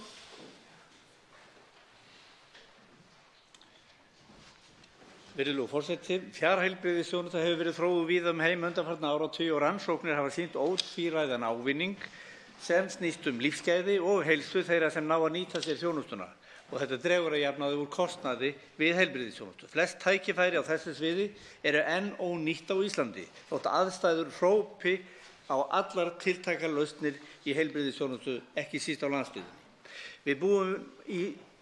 Við búum fá í stóru landi. Það er strjálbýlt, samgöngur, erfiðar og langvarandi mönnunarvandi og ekkert útlit fyrir viðsnúning, því miður. Það ríkir stefnuleysi í málaflokknum. Virðulegur forseti, það felast stórkostleg tækifæri í fjarheilbrigðisþjónustu, ekki í valkosti sem kemur í stað heilbrigðisstarfsmanna á vettvangi, heldur til að auka gæði þjónustunnar, bæta starfsumhverfið og gera það fýsilegra að starfa á þeim svæðum þar sem sérfræðingar ekki á hverju strái. Fagfólk getur með þessari þrautreyndu tækni fengið aukinn stuðning frá sérhæfðu fagfólki til að meta sjúklinga og meðhöndla, auka færni sína og þekkingu. Þá eru ónefndir þeir miklu möguleika til að auka öryggi aldraðra í heimahúsum, bæði í borg og í byggð. En það þarf verk og vilja stjórnvalda og vilja fagfólks að sjálfsögðu, og þar kunna að vera einhverjar hindranir sem þarf að yfirstíga. Tillögur starfshóps ráðherra frá því í ágúst leggur til skýr markmið, meðal annars tímasetta aðgerðaáætlun. Ég spyr því ráðherra, eitthvað áþreifanlegt að gerast? Samkvæmt tímaáætlun á alltaf verið í fullum gangi við innleiðingu á þessu ári. Lítil hreyfing virðist vera á þessum málum, að minnsta kosti í mínu kjördæmi. Í byggðaáætlun gert ráð fyrir að veitt verði í þetta verkefni 140 milljónum á 5 ára tímabili sem heitir að sýna lit. Þetta engan veginn nóg ef vel á að ganga. Ég spyr ennfremur, verður bætt í þetta fjármunum og ráðherra yfir höfuð full alvara með þetta verkefni? Til máls tekur hv. 3. þingmaður Suðurkjördæmis Birgir Þórarinsson.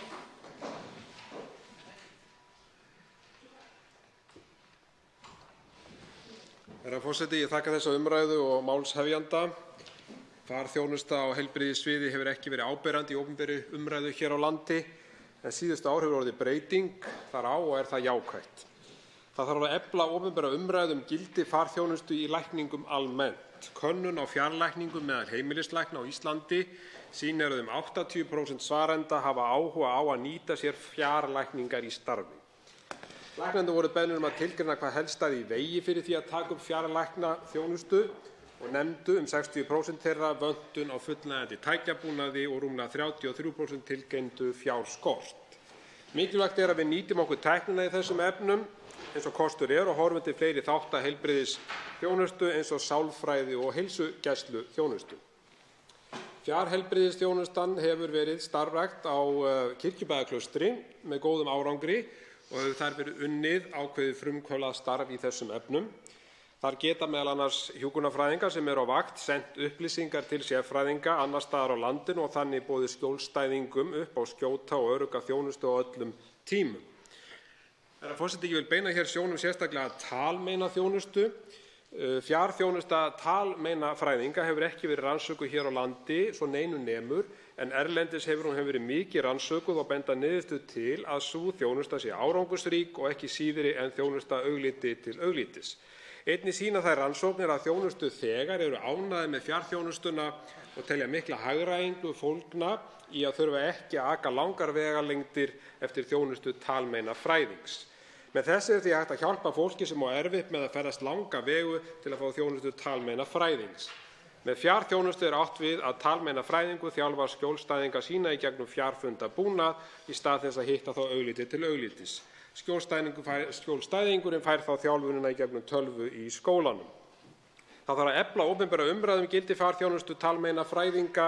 Hér á landi starfa flestir talmeinafræðingar á höfuðborgarsvæðinu og þeir sem starfa á landsbyggðinni þurfa að fara langa veg. Það því mjög brýnt að fjarþjónusta talmeinafræðings sé skoðuð í þessu samhengi og hún kjörin leið til að bæta þessa mikilvægu þjónustu á landsbyggðinni.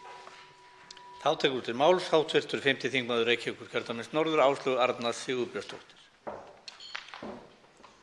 Virðulegi forseti, ég þakka málshefjanda hv. þingmanni Hönnu Katrínu Friðriksson og hæstv. ráðherra Svandísi Svavarsdóttur að taka þessa mikilvægu umræðu hér. Það er auðvitað gríðarlega mikilvægt að við fáum tækifæri hér til að ræða framþróunina og alla þá uppbyggingu sem getur orðið í heilbrigðiskerfinu með nýrri tækni og tækifærum.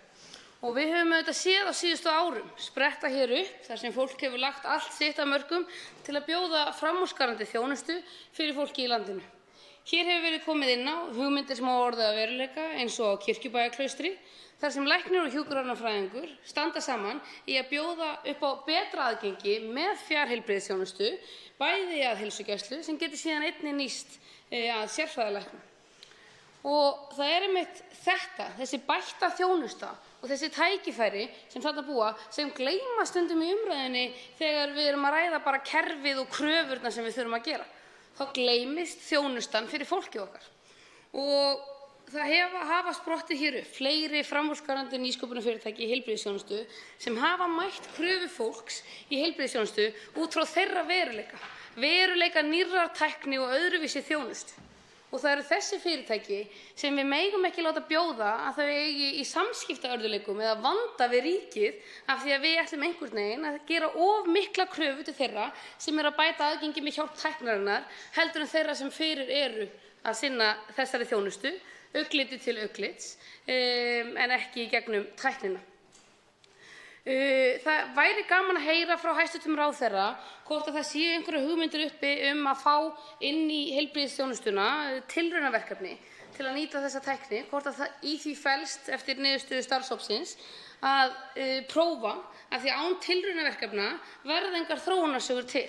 Og þá er aldrei leyft að láta það reyna hvað má betur fara, hvaða kröfur er eðlilegt að gera, hvaða besta þekkingu er hægt að nýta sér sem búið er að búa til af fólki sem hefur lagt allt sitt af mörkum til þess að bæta þjónustuna og mæta fólki þar sem það getur fengið þjónustuna með auðveldum hætti, skjótari úrlausnum og með minni kostnaði.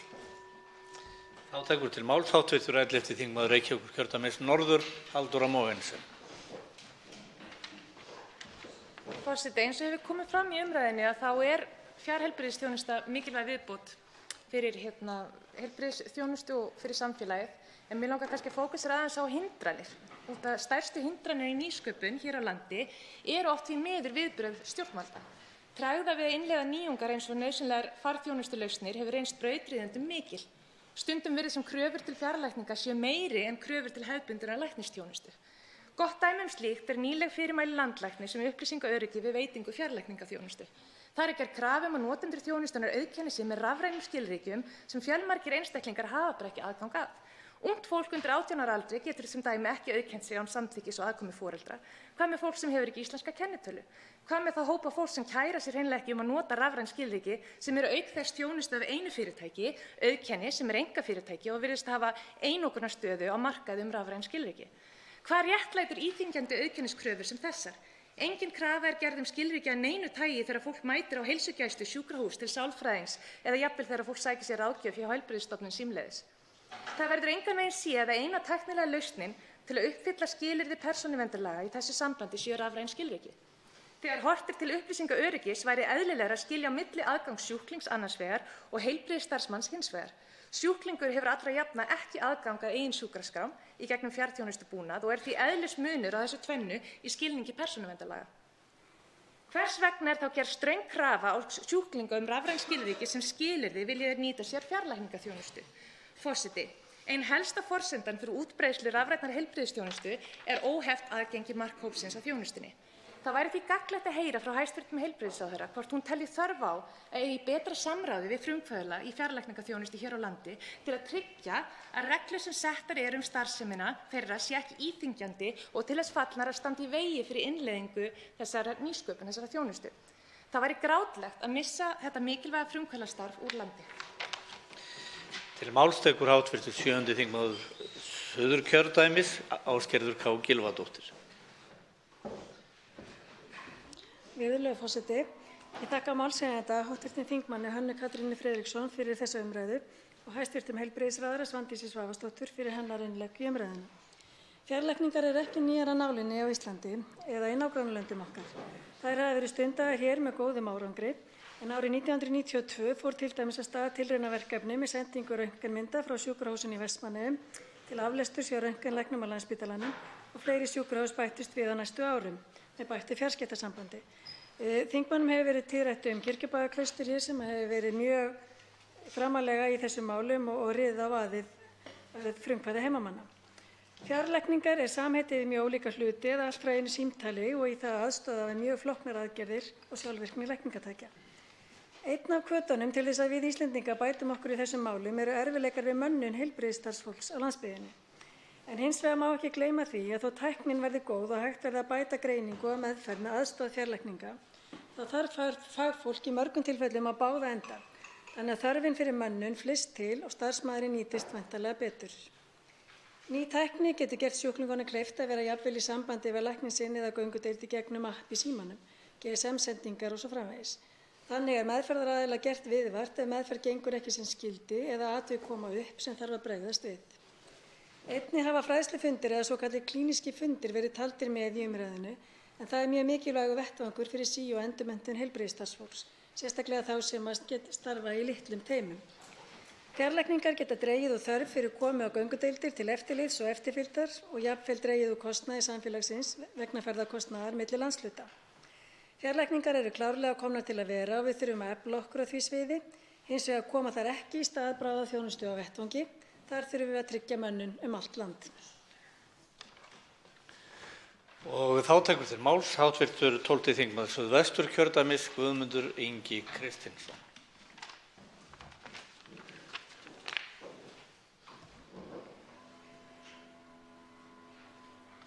Virðulegur forseti, við erum að tala fjarlækningar og ég tel að fjarlækningar sé bara hið besta mál og sérstaklega ekki bara út á landi heldur líka bara hérna á höfuðborgarsvæðinu vegna þess að maður lendur í því ástandi að panta tíma hjá heimilislækni og þá fær maður kannski tíma eftir mánuð en maður getur leyst máli einn, tveir og þrír, farið inn á heilsuvera.is og þá er maður komin í sambandi við lækni og maður er líka komin í sambandi við þegar endurnýja lyf og annað þannig að þetta er bara hið besta mál og mjög þægilegt en við eigum líka að horfa til nágranna okkar, til dæmis Grænlendinga.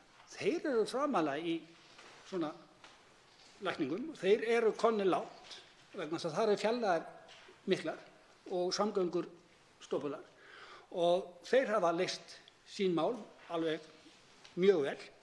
Og eins og ég segi, við eigum ekki að vera hrædd við tæknina.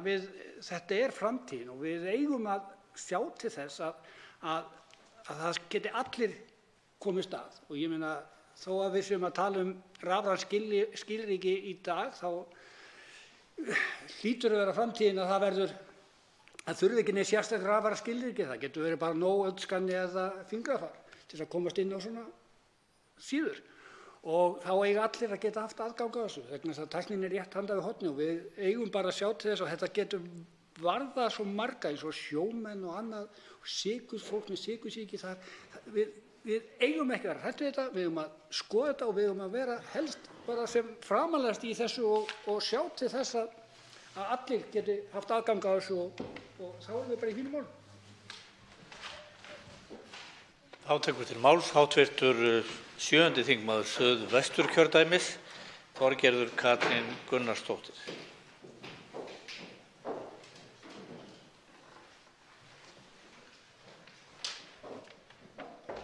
Herra forseti, ég vil þakka fyrir þessa umræðu en þetta er gríðarlega mikilvægt að við nálgumst þessa umræðu út frá breiðu samhengi.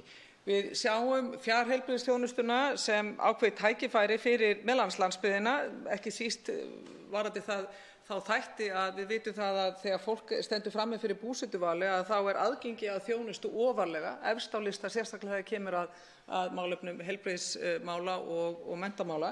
En ekki síður er þetta náttúrulega áhugavert tækifæri líka fyrir sérfræðinga að hafa allt landið undir að geta búið annars staðar heldur en hér á Suðvesturhorninu veitt sömu þjónustu.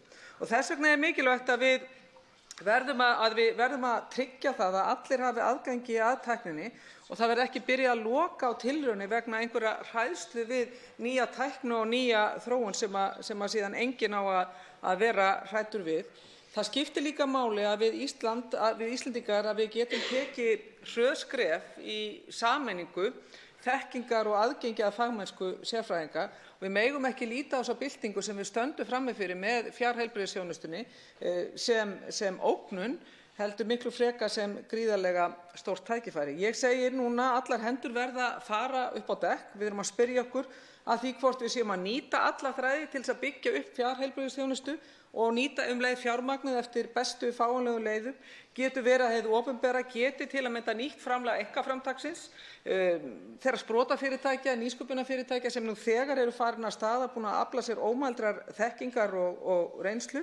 Þannig að ég vil undirstrika það að leið og við getum tekið þessi skref varðandi fjarheilbrigðisþjónustuna sem að geta fært okkur í forystu þekkingarsamfélags líka á sviði fjarheilbrigðisþjónustu. Það þarf líka skýra sýn og pólitíska forystu. Við megum ekki nálgast málið þannig að við byggjum upp hindranir, múra, veggi, heldur miklu frekar eigum að opna kerfið og nýta alla krafta hvort sem það eru innan opinbera kerfisins eða hjá sjálfstætt starfandi aðilum. Máls tekur hv. 11. þingmaður Suðvesturkjördæmis, Ólafur Þór Gunnarsson.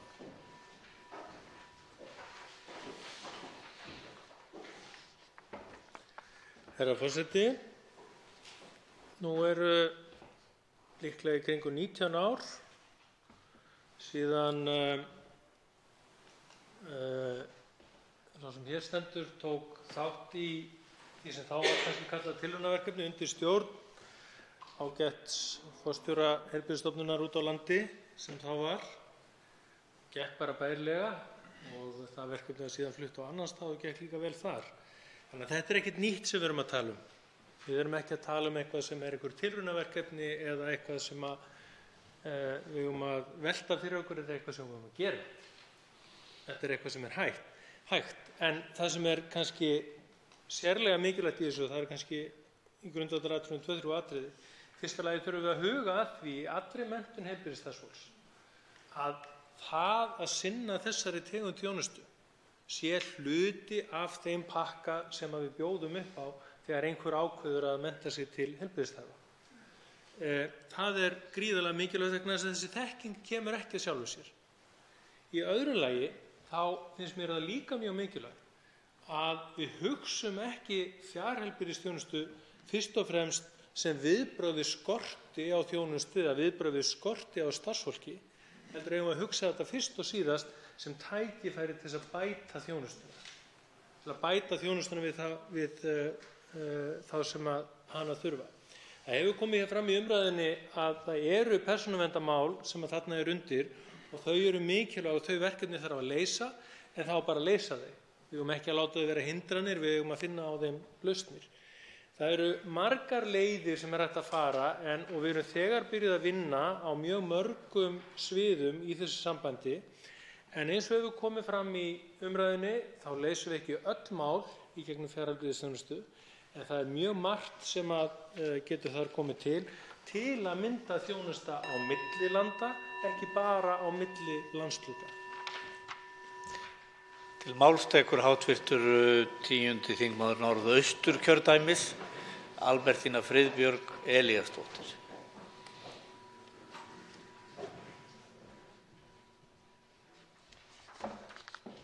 Herra forseti, ég vil byrja á að þakka hv. þingmanni Hönnu Katrínu Friðriksson að koma þessari mikilvægu umræðu á dagskrá og sömuleiðis hæstv.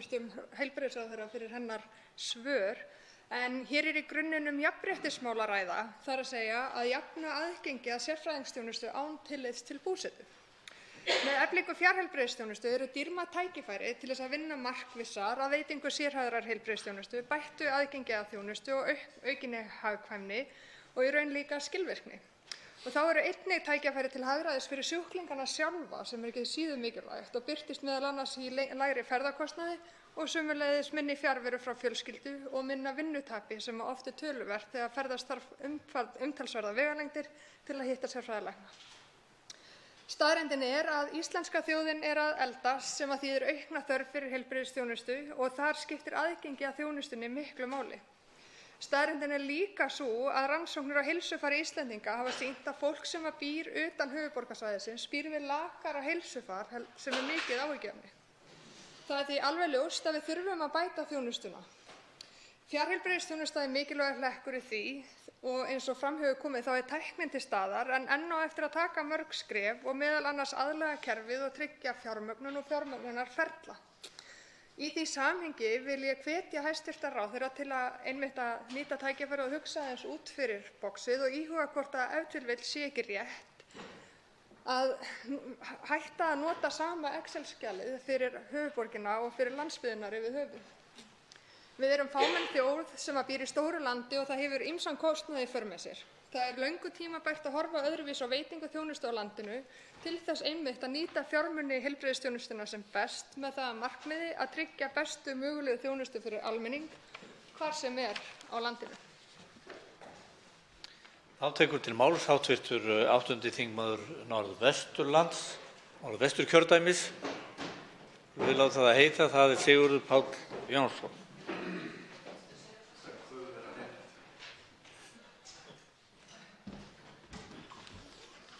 Hæstv. forseti, ég þakka hv. þingmanni Hönnu Katrínu Friðriksson og hæstv. ráðherra fyrir að taka þetta mál upp og ég hef fylgst með þessari umræðu með athygli vegna þess að ég er alveg blankur í þessu máli. En fylgist með áhuga og athygli vegna þess að ég er ekki vel að mér í þessum málum. Og það hefur nú komið fram í umræðinu að þetta er ekkert nýtt af nálinni. Hv. þingmaður Ólafur Gunnarsson var að tala um að það var 19 ár síðan að hann kom að þessu máli, þessari vinnu og kannski eitthvað lengra síðan þetta hófst hér. Þannig að þetta er langur tími og þróunin verið í gangi en greinilega ekki komist til skila til mín vegna þess að ég hafði ekki hugmynd um það. En ég var meira svona í andaglasi og á miðilsfundum. Segir nú kannski svolítið til aldurinn á mér. En þetta er mjög athyglivert og það er tæknin einhvern veginn er þarna alls ráðandi í þessar umræðu og möguleikar alls í þessum efnum er vegna tækniframfara. Það er mjög gleðilegt að sjá það hvað það er hægt að gera í sambandi við tæknina. En samt sem áður kemur mér í hug, og það hefur komið fram hérna í ræðum, að sko, við búum á strjálbýlu landi og það hefur verið erfitt að manna læknisþjónustu á landsbyggðinni og verið gerðar alls konar tilraunir með það, og það mun aldrei breytast að hitta læknirinn augliti til auglitis er nú kannski það sem er heilladrýgst svona þegar upp í staðið, en þetta er mjög áhugaverð þróun og gaman að fylgjast með, og ég mun gera það hér eftir. Takk fyrir. Þá tekur til máls hv. 9. þingmaður Suðurkjördæmis, Vilhjálmur Árnason.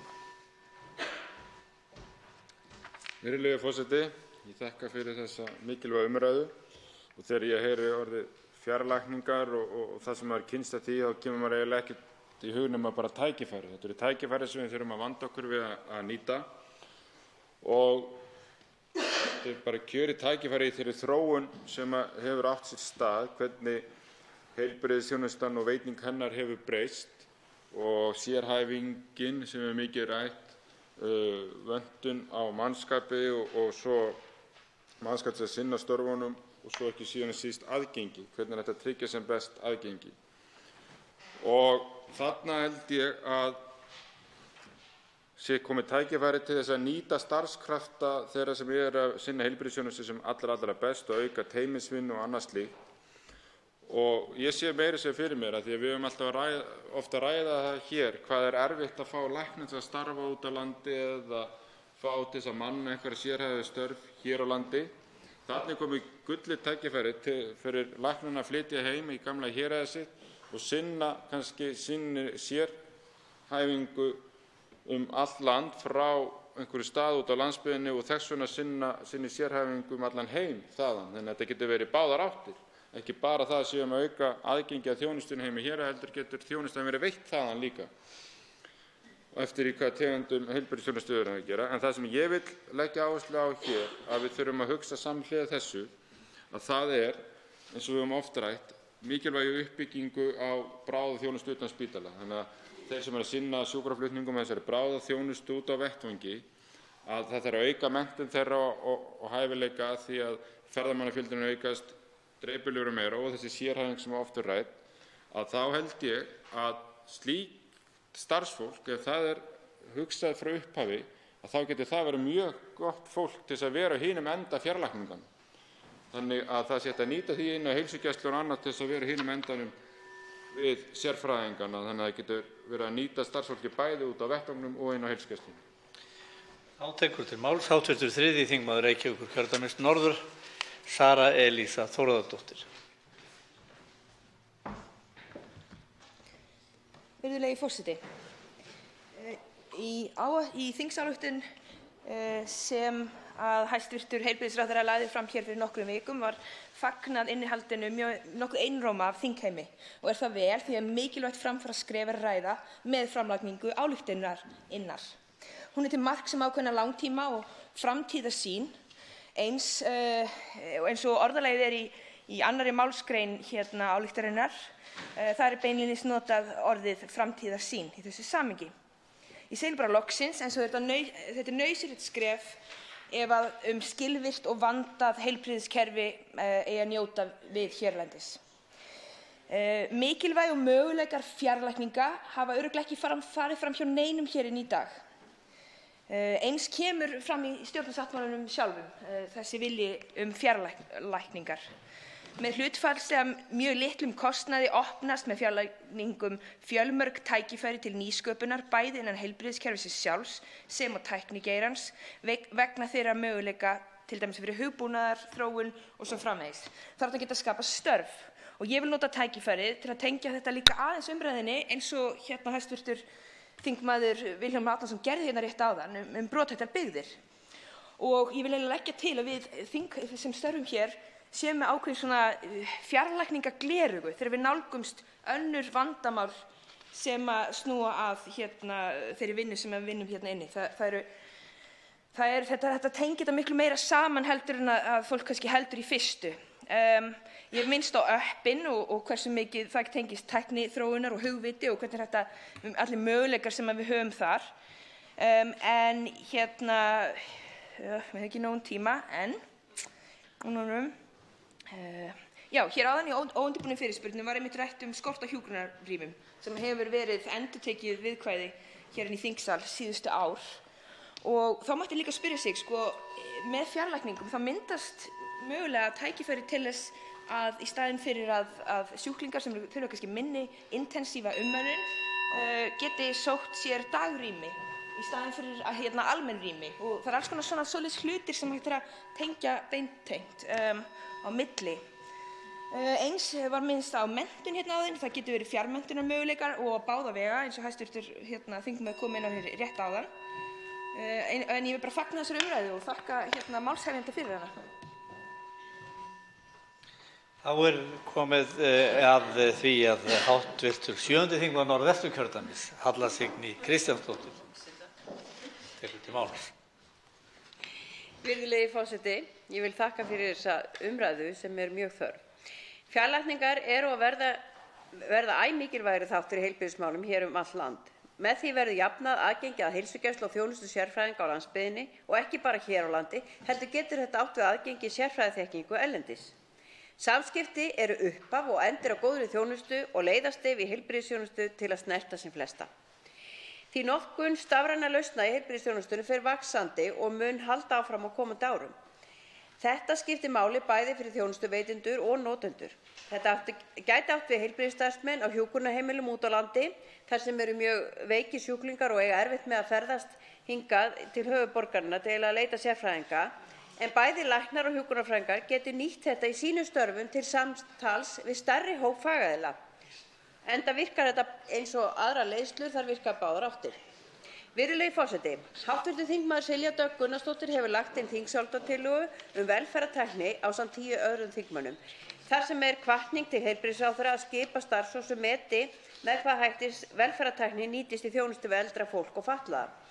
Þar með talin að skoða hvernig fjarþjónusta geti nýst hér á landi með hliðsjón af reynslu annarra Norðurlanda.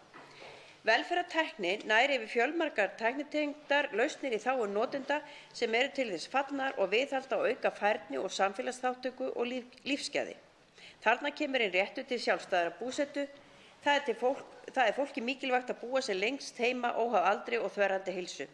Þarna getur velferðartækni nýst og skapa aðstæður til að búa lengur heima og þar mikilvægt heilbrigðis- og lýðheilsumál. Virðulegi forseti, með því að nýta okkur tæknina þá náum við til breiðari hóps land allt og einnig gæti þetta ná til sjómanna og hafa úti. Þannig væri hægt að ná að greina fyrr bráðaveikindi og slys á skipum og bregðast svo við því með viðeigandi hætti úr landi. Þá komið að hv. 7. þingmanni Reykjavíkurkjördæmis suður, hv. málshefjanda Hönnu Katrínu Friðriksson. Herra forseti, ég þakka hæstv. ráðherra og hv. þingmönnum sem hafa tekið þátt hér fyrir góðar umræður og ég spái því að þetta verður ekki síðasta skipti sem við munum ræða þennan málaflokk hér. Það sem allir að taka upp úr þessu að við erum sammála mikilvægi fjarheilbrigðisþjónustu almennt. Það hefur verið rætt fyrir landsbyggðina og það gengur í báðar áttir sannarlega. Þjónusta sem landsbyggðin getur þegið og þjónustan sem landsbyggðin getur veitt. Þetta er mikilvægt fyrir þéttbýlið. En þess að við erum ekkert of vel haldin hér að aðgengi okkar að heilbrigðisþjónustunni heldur, sérstaklega hvað tíma varðar. Starfsfólk. Það hefur komið fram að starfsfólk í heilbrigðisþjónustu býr við mikla áhættu á kulnun í starfi og kulnun er ekki síst afleiðing af álagi og tilbreytingarleysi í störfum. Yfirvöld sjá fram á möguleika til að bæta þjónustuna. Frumkvöðlar. Ísland þarf nýsköpun og ef einhvers staðar er rétt að segja að hér getum við verið í fararbroddi, þá er það þegar kemur að nýsköpun varðandi fjarlækningar í okkar strjálbýla landi. Okkar strjálbýla netvædda landi með okkar velmenntaða heilbrigðisstarfsfólk. Þannig að þetta er alveg gríðarlega sterkt tæki til þess að tikka í öll þessi mikilvægu box. En það er samt eitt sem er ástæða til að vara við og mér langar að gera svona lokaorðum mínu hérna og það er þessi lenska íslenskra stofnana og íslenskra ráðamanna, þessa lenska kerfisins að þurfa að finna upp hjólið. Og ég held að akkurat núna þarf að varast þar að við beinum kröftunum og fjármagninu fyrst og fremst í það að sérsmíða kerfi sem við sitjum svo uppi með af því það verður of dýrt að snúa þeirri braut. Fegurðin í þessari þróun sem eiga sér stað víða, þessari þróun í því að nota netið akkúrat, er að kerfin ekki svo mikilvægt. Það eru forritin og það sem þetta hreyfa sig hægt og umfram allt að sú þjónusta sem á að veita í gegnum fjarlækningar og hún sé niður skilgreind í gegnum stefnumótun. Hvað er það sem við ætlum að fá út úr þessu? Hvernig þjónustu viljum við veita fólki? Hvernig ætlum við að jafna aðgengi? Hvernig ætlum við að veita starfsfólki tækifæri á að veita bestu mögulegu þjónustuna? Og við gerum það ekki með því að niðurnegla núna í upphafi eitthvað kerfi sem mun sé að ráða ferðinum með ókominn arf. Ég þakka umræðuna. Þá tekur loks til máls í þessari umræðu hæstv. Heilbrigðisráðherra Svandís Svavarsdóttir. Virðulegur forseti, vil ég þakka fyrir góða umræðu og nokkrir punktar hér í lokin. Í fyrsta lagi vil ég taka undir það sem hefur komið fram hér hjá nánast öllum sem hafa tekið til máls og það hversu mikil tækifæri eru í tæknilausnum til þess að bæta þjónustuna og jafna aðgengi. Það lykilatriði. Í öðru lagi vil ég segja að það mjög mikilvægt við innleiðingu tækni að horfa með heildstæðum hætti á málið þar sem öryggi í forgrunni án þess að það séu reistar tæknilega girðingar. Þannig ég tek algjörlega undir þau sjónarmið.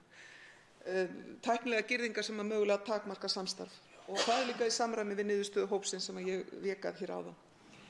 Ég vil líka segja það að innleiðing og framkvæmd fjarheilbrigðisþjónustu snýst ekki bara hagnýtingu nýrrar tækni, heldur ekki síst framsýna stjórnendur, kjark til skipulagsbreytinga, mótun á nýju verklagi og vinnuflæði þar sem þjónusta við sjúklinginn í forgrunni. Og ég vil taka undir það sem hv. Málshefjandi nefnir hér að þetta skiptir líka máli með það að vera með spennandi starfsumhverfi og ögrandi möguleika til þess að þróa sig í starfi og þess vegna líka mönnunarmál. Breytingarnar krefjast í raun og veru aðkomu allra sem í hlut eiga og góð samvinna þar mjög nauðsynleg til árangurs.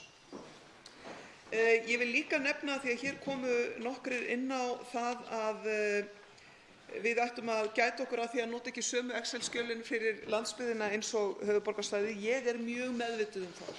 Og núna okkar nýjasta verkefni bæði þróunarmiðstöð heilsugæslunnar á landsvísu, þar sem við erum að gæta því að allir möguleikar séu undir og við erum líka að gæta því þegar við erum að fara yfir greiðslumódel heilsugæslunnar að það gildi ekki endilega það sama höfuðborgarsvæðið og landsbyggðina. Einnig var hér nefnt fyrirmyndin frá Grænlandi og Grænlendingar eru komnir mjög langt í því að nýta sér þjónustu af þessu tagi og þróa hana og við eigum og höfum verið í samstarfi á vestnorrænum vettvangi að fjalla sérstaklega reynslu Grænlendinga af fjarheilbrigðisþjónustu og munum þróa það áfram. Enn og aftur vil ég þakka fyrir góða umræðu. Þá þessari sérstöku umræðu lokið. Tekið fyrir 7. dagskrármálið fyrirspurn til dómsmálaráðherra frá Jóni Þór Ólafssyni. Réttindi barna erlendra námsmanna, mál 438 á þingskjali 608. Til máls tekur fyrirspyrjandi hv. 8. þingmaður Suðvesturkjördæmis Jón Þór Ólafsson. Frú forseti, þetta svona áframhaldandi fyrirspurn. Ég var með fyrirspurn til félags- og þá jafnréttismálaráðherra, var það ekki, nú er hann orðinn félags- og barnamálaráðherra Ásmund Daða Einarssyni, núna í, hvað var það, einhvern tímann fyrir jólin minni mig.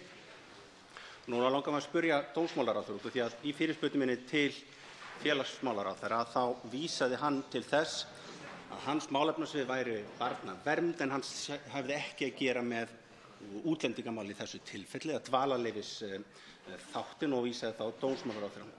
Svona vil spyrja dómsmálaráðherra bara í ljósi þess og ástæðan fyrir náttúrulega ég að fara af stað með þetta og spyrja þessu það að ég einn af talsmönnum barna. Það allir þingflokkar sem hafa tilnefnt einn í sínum þingflokki til þess að vera talsmenn barna. Þetta verkefni Barnaheilla, UNICEF á Íslandi og umboðsmanns barna og þar lofum við að við setjum í forgang og höfum það sem leiðarljós orðið sem notað í okkar starfi að tryggja að lögum barnasáttmála Sameinuðu þjóðanna að því farið fylgt eftir og sem þingmaður að þá í þessum lið fyrirspurn til ráðherra óskum munnlegt svar ég að sinna minni skyldu sem eftirlitsaðili það sé þessum lögum sé fylgt.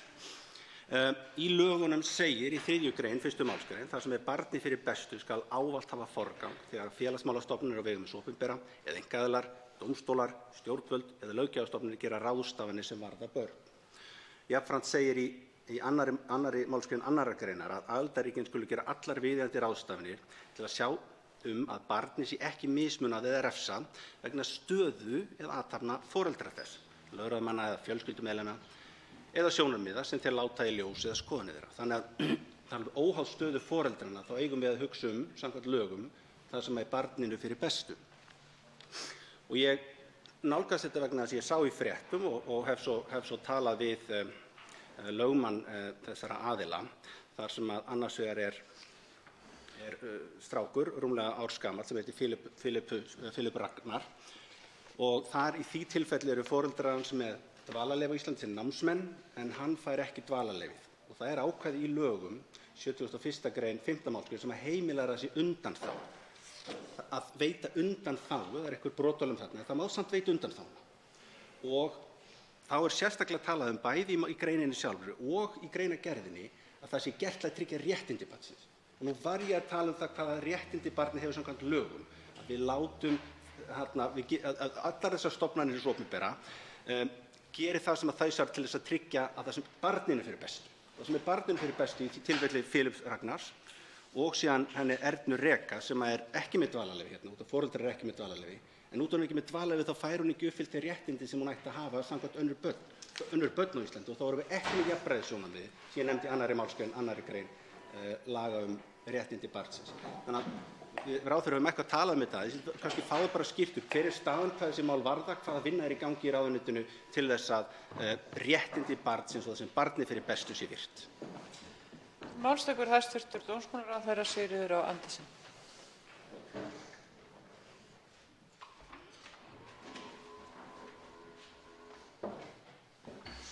Virðulegur forseti, það hefði kannski verið til skýringar hérna upplýsandi að heyra hvaða réttindi það eru nákvæmlega sem að hv. þingmaður telur að þessum börnum þau sé að missa af í þessum efnum.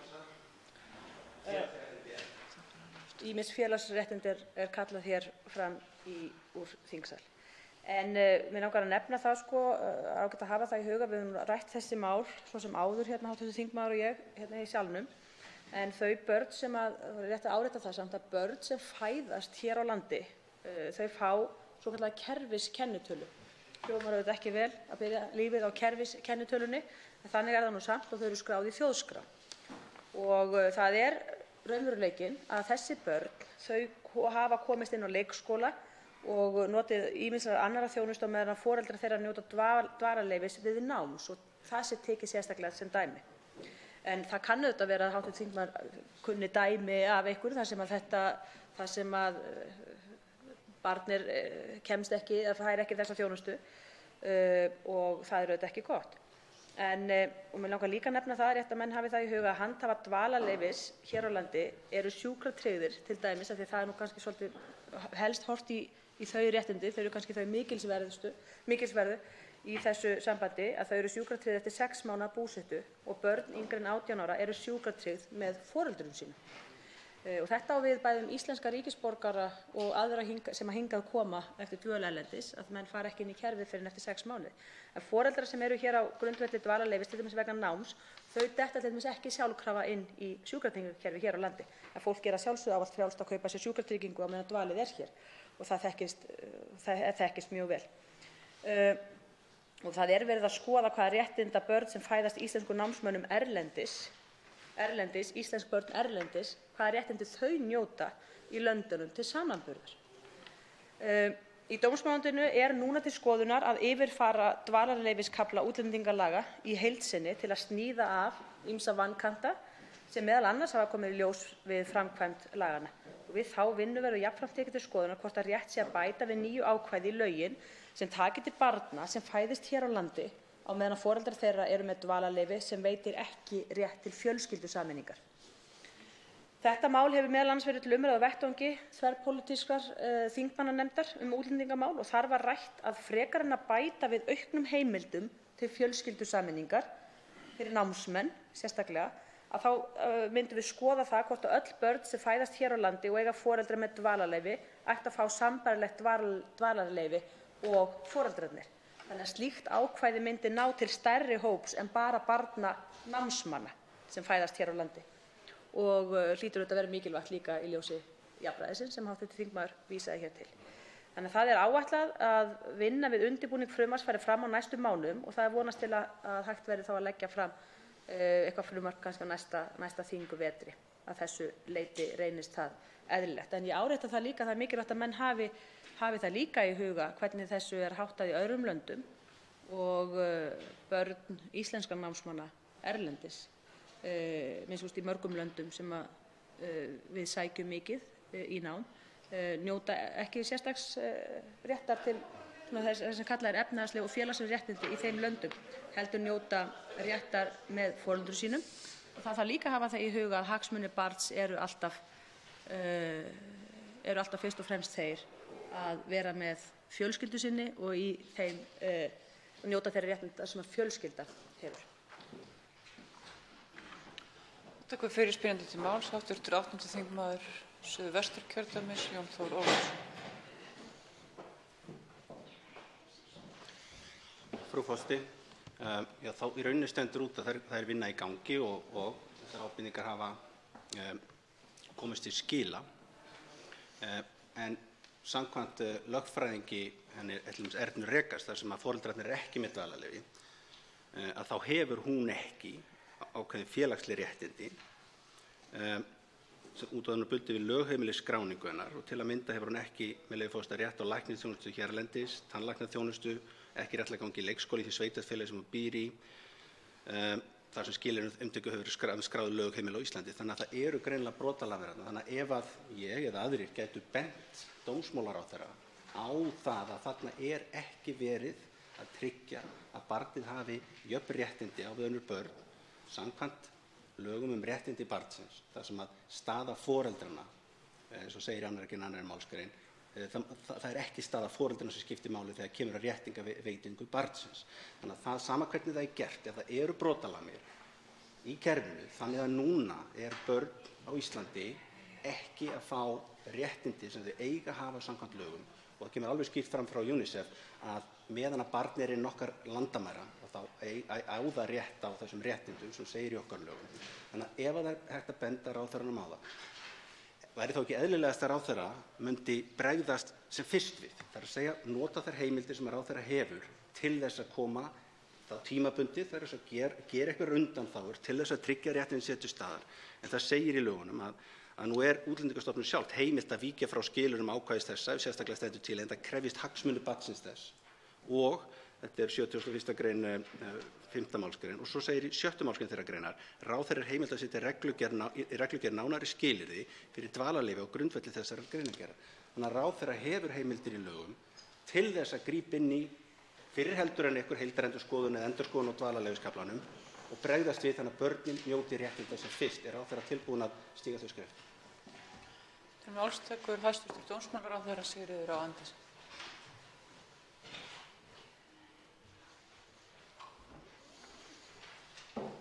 Virðulegur forseti, það er auðvitað alfa og omega okkar réttarríkis er að menn njóti réttar lögum samkvæmt.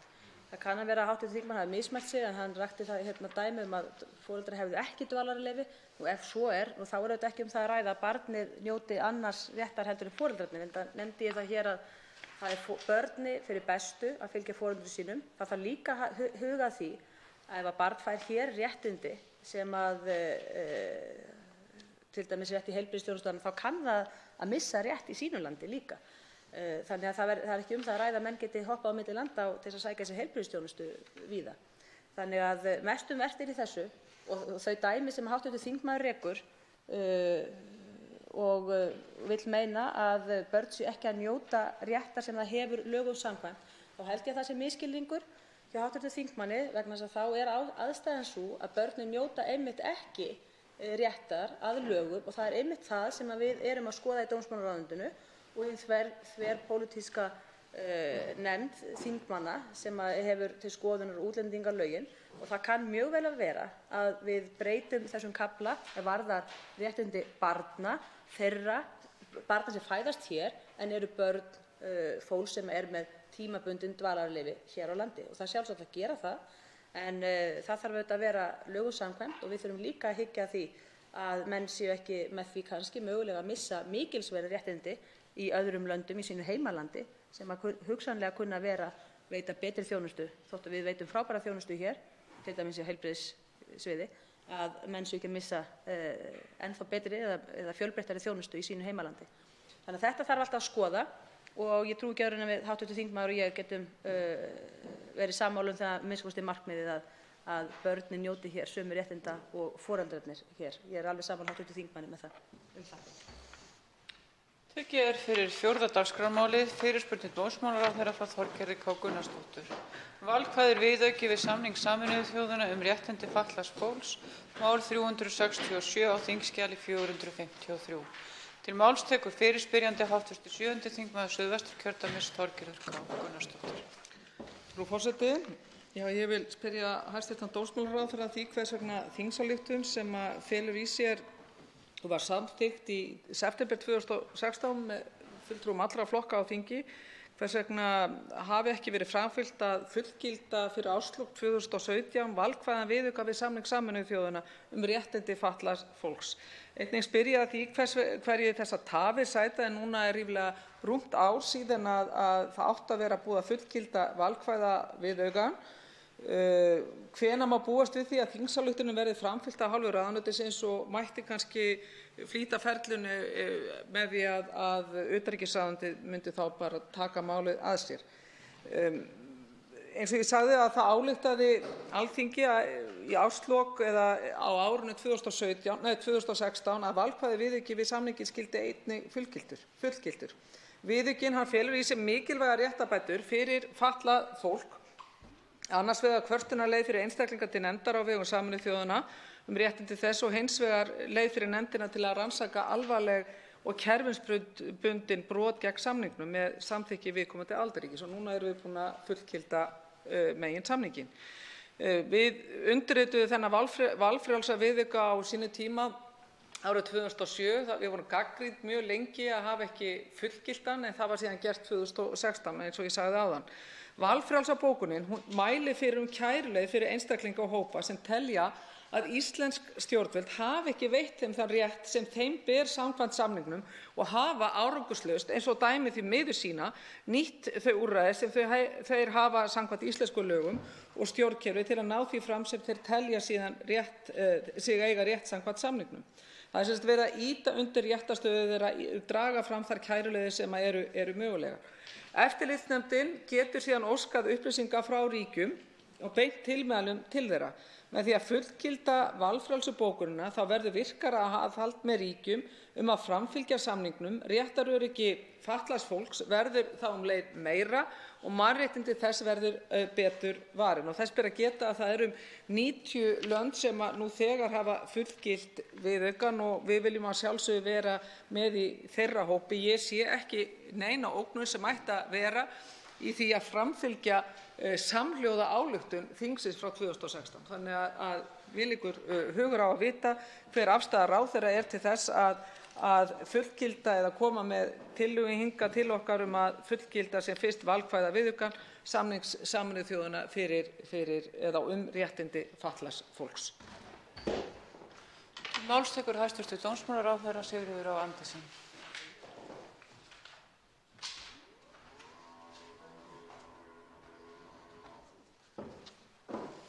Virðulegur forseti, það nú svona og svona með þessar þingsályktunartillögur sem samþykktar eru hér í þessum sal.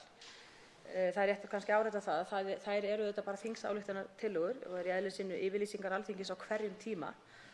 Og ég vil nefna það líka sem ég skipta máli líka að frá því Alþingi ályktaði þessa valkvæðu viðauka hafa tvennar alþingiskosningar verið haldnar 2016 og 2017. Og ég vil líka nefna það hér að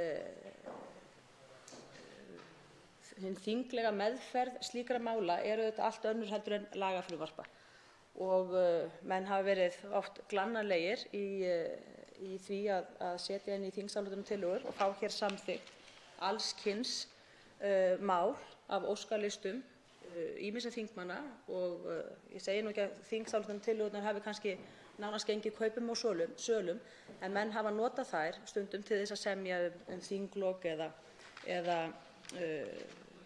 önnur efni og þannig að það menn hafa þingsályktunartillögur, ég árétta það bara að þær hafa auðvitað ekki lagagildi. Mér langar líka að nefna það og þessi þingsályktun sem vísaði til sérstaklega, kannski líka gott að rifja það upp. Það var lögð fram þingsályktun fullgildingu samnings Sameinuðu þjóðanna fatlaða, einföld þingsályktun sem að þingheimur vildi standa mjög vel að og fékk hér þinglega meðferð í samræmi við þær meðferðir sem að þingsályktunartillögur hafa. En á síðustu metrunum, síðustu klukkustundunum, var þessari þingsályktun breytt með þeim hætti að það var bætt inn í hana að það yrði líka ályktun þingsins að það ætti að fullgilda valfrjálsa bókun. Sú þingsályktunarbreyting fékk enga þinglega meðferð. Enga umsögn frá meðal annars dómsmálaráðuneytinu eða öðrum, ekkert kostnaðarmat fór þar fram og þar fram til götunum. En ég vil nú bara nefna þetta svona í upphafi. En ég vil þá líka segja það að síðust ár hefur hlutur þessa alþjóðasamstarfs aukist ára á ári á svona kostnað kannski innlendrar löggjafar og Íslendingar hafa undirgengist mannréttindasáttmála Evrópu sem á mikla skyldleika við mannréttindaákvæði stjórnarskrár. Og það hefur einnig umtalsvert afsal fullveldis átt sér stað til að geta tekið þátt í EES-samningnum og í báðum þessum samningum eru ýmis ákvæði sem hafa það að markmiði að tryggja fullveldi og sem dæmi má nefna að í EES-samningnum leitast við að tryggja að ákvarðanir séu teknar á stofnunum á okkar vegum fremur en sjálfu Evrópusambandinu. En fyrir nokkrum árum og þá kem ég að þessari þingsályktunartillögu og þá ályktaði Alþingi að þessi valkvæði viðauki skyldi einnig fullgiltur. En við nánari eftirgrennslan kemur í ljós að þessi samningur ekki bara tilgangslaus, heldur segir í þingsályktuninni að hann feli ekki í sér ný réttindi til fatlaðs fólks, heldur felur hann líka í sér að erlend eftirlitsnefnd hagsmunaaðila muni skera úr stöðu þeirra sem skjóta málum sínum til nefndarinnar. Þannig felur þingsályktunin í sér að þegar tilteknir einstaklingar hafa tæmt kæruleiðir innanlands án þess að fá það sem þeir vilja fyrir raunverulegum dómstólum, þá geti þeir reynt fyrir sér með málskoti til nefndar hagsmunaaðila þar sem litlar líkur á að niðurstaðan uppfylli lágmarkskröfur sem gera má til dómsúrlausna. Eftirlitsnefndir Sameinuðu þjóðanna hafa lagt til að Ísland undirgangist valkvæðar bókanir svo kærunefndir Sameinuðu þjóðanna geti öðlast lögsögu í tilteknum málaflokkum sem hafa fram að þessu verið samningur Sameinuðu þjóðanna um réttindi fatlaðs fólks, samningur Sameinuðu þjóðanna um réttindi barnsins og samningur Sameinuðu þjóðanna um efnahagsleg og félagsleg og menningarleg réttindi. Og það allur gangur á því hvort að hin Norðurlöndin hafi innleitt þessar bókanir. Og það eru ýmis rök. Hv. þingmaður nefndi hér rök sem mæla með því að innleiða þessa valfrjálsu bókun, en það eru ýmis rök og að mínu mati rök sem vega þyngra sem mæla gegn því að þessi valkvæða bókun tiltekna sé innleidd á það svo sem við að hinar líka. Að álit þessara nefnda eru óbindandi og því óhagstæðri leið fyrir kærendur heldur en niðurstöðu til dæmis Mannréttindadómstóls Evrópu. Það hætta á að kæruleiðirnar skapi óraunhæfar væntingar meðal almennings og hagsmunaaðila sem átta sig jafnvel ekki á því að það óbindandi álit að ræða. Ég vil líka nefna það skiptir verulegu máli að mannréttindi á Íslandi eru þegar tryggð og því bæta þessar bókanir í raun engum réttindum við eins og raunar kemur stundum fram í ályktun Alþingis eins og til dæmis ályktun samning Sameinuðu þjóðanna um réttindi fatlaðs fólks. Sumar þessar bókanir varða matskennd réttindi, jafnvel stefnuyfirlýsingar sem aldrei er hægt að vita fyrirfram hver niðurstaðan er ekki leiðbeinandi á nokkurn hátt. Og það ekki gerðar miklar hæfiskröfur til nefndarmanna í þessari nefnd sem kjörnir eru til setu í þessum eftirlitsnefndum víðs vegar að úr heiminum og koma oft úr hópi hagsmunaaðila og því varla óvilhalla úrskurðarnefndir að ræða. Þetta skiptir mjög miklu máli þegar menn tala það ætla að fela einhverjum til þess að fjalla réttindi eða skyldur bæði borgaranna og ríkjanna sem ræðir. Málstekur hv. 7. þingmaður Norðvesturkjördæmis Guðjón S. Brjánsson.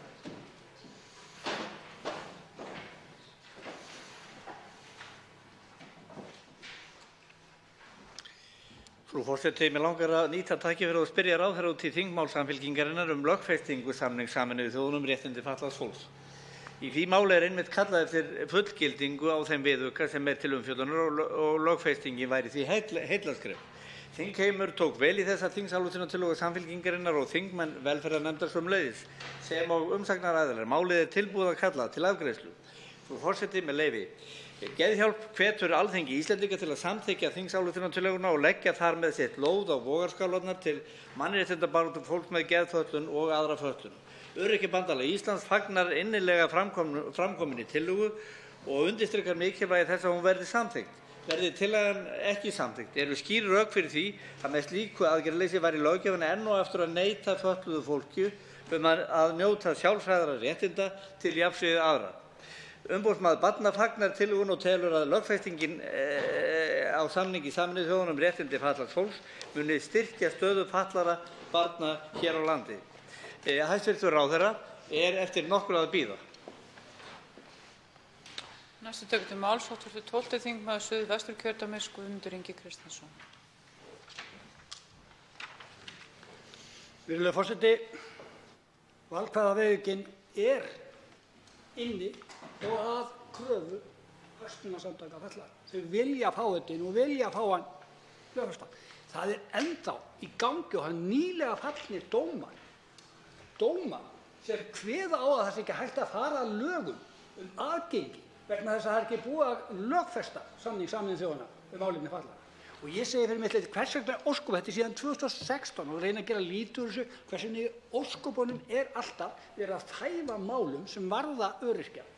Þæfa þannig að það sé allt einhvern veginn flókið, vonlaust. Við eigum að fara að hugsa málin upp á nýtt og reyna að sjá til þess að réttindi þeirra sem eru varðir í samning Sameinuðu þjóðanna um fatlað fólk, að þeir sem bara lögfestir, að það sé gengi frá þessu og viðaukum og öllu. Það er vilji þingsins. Þess vegna er það alveg óskiljanlegt að það skuli vera svona rosalega flókið. Næstu tekur til máls hv. 11. þingmaður Reykjavíkurkjördæmis suður, Björn Leví Gunnarsson. Virðulegur forseti, þetta er stórmerkilegur málflutningur hjá ráðherra en við erum til dæmis með einn fulltrúa í barnaverndarnefnd Sameinuðu þjóðanna sem er svona sambærilegt dæmi. Það er eina af þessum mörgum nefndum Sameinuðu þjóðanna sem að verja mannréttindi hingað og þangað og er sá fulltrúi eins vanhæfur og allir hinir í þessum nefndum sem að hæstv. ráðherra minnist á? Ég held ekki og ég held að sé erfitt að nota þennan málflutning til þess að rökstyðja það að við eigum ekki að fara í þessa vegferð sem þarna er kveðið á um. Annað sem ráðherra minntist á að þingsályktunin var einhvers svona skiptimynt í þinglokastarfi sem mér finnst alveg gríðarlega áhugavert að heyra því að er það ekki satt að þingmenn eru að sinna sinni sannfæringu þegar þeir ýta á atkvæðagreiðslutakan? Til hvers eiga þeir að vænta eða koma kosningar að það sem að vilji Alþingis kemur fram með sameiginlegum atkvæðum þingmanna að hann bara gufi upp af því að það eru nýjar kosningar. Það virkar ekki þannig. Það verður þá ef að ráðherra ætlar ekki að fylgja gildandi þingsályktun, þá verður einfaldlega að koma fram með nýja til að fella hana niður. Næstu tekur til máls hv. 7. þingmaður Reykjavíkurkjördæmis norður, Steinunn Þóra Árnadóttir. Frú forseti, ég verð að lýsa yfir nokkrum vonbrigðum með svar hæstv. ráðherra í þessu máli og finnst í rauninni algjörlega ótækt að ræða þingsályktunartillögur sem einhverja óskalista sem að settir eru fram hér af þinginu og eiginlega komið fram við sem einhvers konar annars flokks þingmál. Það tel ég bara alls ekki fært og gildir þá einu það hvort við ræðum málið almennt eða þetta sérstaka mál sem að hér ræðir sem er þingsályktunartillaga sem var samþykkt það að fullgilda viðauka samning Sameinuðu þjóðanna réttindi fatlaðs fólks. Ég eiginlega veit ekki hvort við erum komin sem löggjafarþing ef að þingsályktunartillögur skipta engu máli og ef það er bara hægt að pikka úr og velja hvaða þingsályktunartillögum eigi að framfylgja og hvaða ekki og hreinlega þá þurfum við að skoða málin í miklu stærra samhengi. Þá tekur til máls að nýju fyrirspyrjandi hv. 7. þingmaður Suðvesturkjördæmis Þorgerður Katrín Gunnarsdóttir.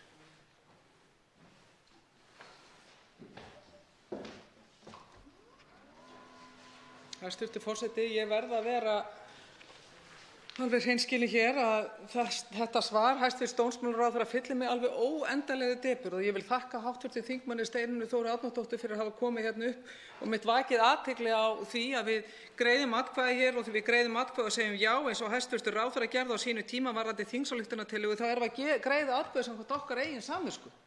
Þetta er ekki einhver skiptimynd. Og það er ekki hægt að senda þessi skilaboð út í umhverfið og veröldina til að mynda inn í heim fatlaðs fólks. Það er ekki hægt að bjóða fólki upp á þetta.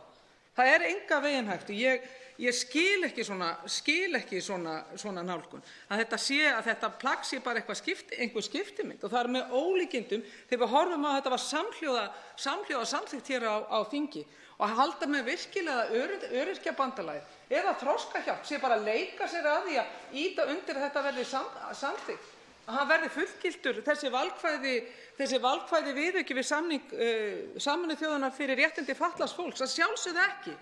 Og þó það kom ekki nema 1 eða 2 tilvik sem að myndi hugsanlega reyna á þennan samning, þá skiptir það máli fyrir nákvæmlega þá einstaklinga sem að leita að vissu leyti skjól hjá réttarríkinu Íslandi. Það er bara þannig.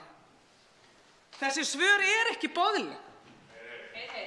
Það er ekki hægt að koma svona fram og ég vil ekki trúa því að þetta sé viðhorf Sjálfstæðisflokksins. Ég vil bara neita að horfast í augu við það.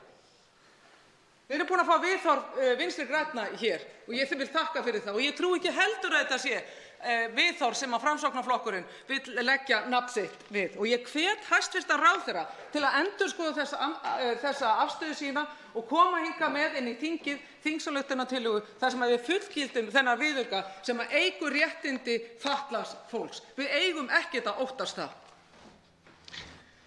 Þá svarar fyrirspurn síðara sinni hæstv. Dómsmálaráðherra Sigríður Á. Andersen.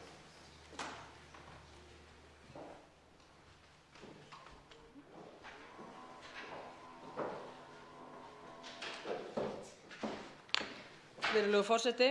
Já, ég taldi nú rétt að halda til haga samt eðli þessara þingsályktunartillaga almennt. Það er auðvitað þannig að þau fá ekki sömu umræðu hér og lagafrumvörp. Þau eru ekki kostnaðarmetin með sama hætti. Þetta tiltekna atriði sem var bætt í klukkutíma fyrir atkvæðagreiðslu á sínum tíma hefur ekki verið kostnaðarmetið. Það hefur ekki verið skoðað, var í rauninni ekki skoðað með nokkrum einasta hætti hvernig að þessu málum er staðið í þessari nefnd. Ég vil nefna það og það skiptir hérna máli að einstaklingar hér á landi sem telja á sig brotið hafa nú þegar fjölda raunhæfra úrræða. Þeir geta kært ákvarðanir stjórnvalda með von hagstæðari úrskurð eða stefnt máli sínu til dóms. Slík niðurstaða er aðfararhæf og það hefur raunhæfa merkingu. Sú niðurstaða innlendra dómstóla, ef hún er ekki kærandi að skapi, það er hægt að vísa til Mannréttindadómstóls Evrópu og Íslendingar hafa nú ekki dregið af sér í því. En sá dómstóll getur einnig kveðið upp úrskurði sem hafa þýðingu fyrir þann sem hlut á. Þær reglur sem gilda slík mál eru í flestum tilvikum þær hagstæðustu sem völ er á og hinar alþjóðlegu bókanir og samningar sem hér ræðir, og ekki bara þessi valfrjálsa bókun. Það eru fleiri valfrjálsa bókanir sem menn hafa nefnt í þessu sambandi. Þær bæta sjaldnast nokkrum réttindum við stöðu einstaklingsins. Eitthvað síður eru margir sem líta á slíka samninga vonaraugum. Ég skil það alveg. En það getur verið villuljós og mér finnst mikilvægt að halda því til haga því ég hef talað við fatlað fólk, ég hef talað við hagsmunasamtök fatlaðra sem telja þetta hafi einhverja raunhæfa þýðingu. Það kemur mér svo skýrt fram í þingsályktunartillögunni að þetta sé ekki bindandi álit. Og hvaða þýðingu hefur það fyrir fólk að reka mál þarna fyrir þessari nefnd fremur en að gera það hér eða fyrir Mannréttindadómstól Evrópu? Það er ábyrgðarhluti að skapa og búa til væntingar sem ekki standast skoðun. Þannig að þetta skiptir máli. Ég vil líka nefna það að það er varðandi lögfestingu samnings fatlaðs fólks og þá höfum við auðvitað fullgilt hann og það verður áræðilegt að geta lögfest hann. En það gerum við auðvitað ekki fyrr en við getum staðið við það. Og af nógu er að taka þar og tel ég mjög brýnt að þingum sameinist það að geta þó staðið við skuldbindingar samnings Sameinuðu þjóðanna réttindi fatlaðs fólks yfir höfuð áður en að farið er í valfrjálsar bókanir þar að lútandi. Umræðu 4. dagskrármálið er lokið. Tekið er fyrir 5. dagskrármálið. Fyrirspurn til dómsmálaráðherra frá Þorgerði Katrínu Gunnarsdóttur, aðgangur fatlaðs fólks að réttarkerfinu. mál 369 á þingskjali 455. Til máls tekur fyrirspyrjandi hv. 7. þingmaður Suðvesturkjördæmis Þorgerður Katrín Gunnarsdóttir.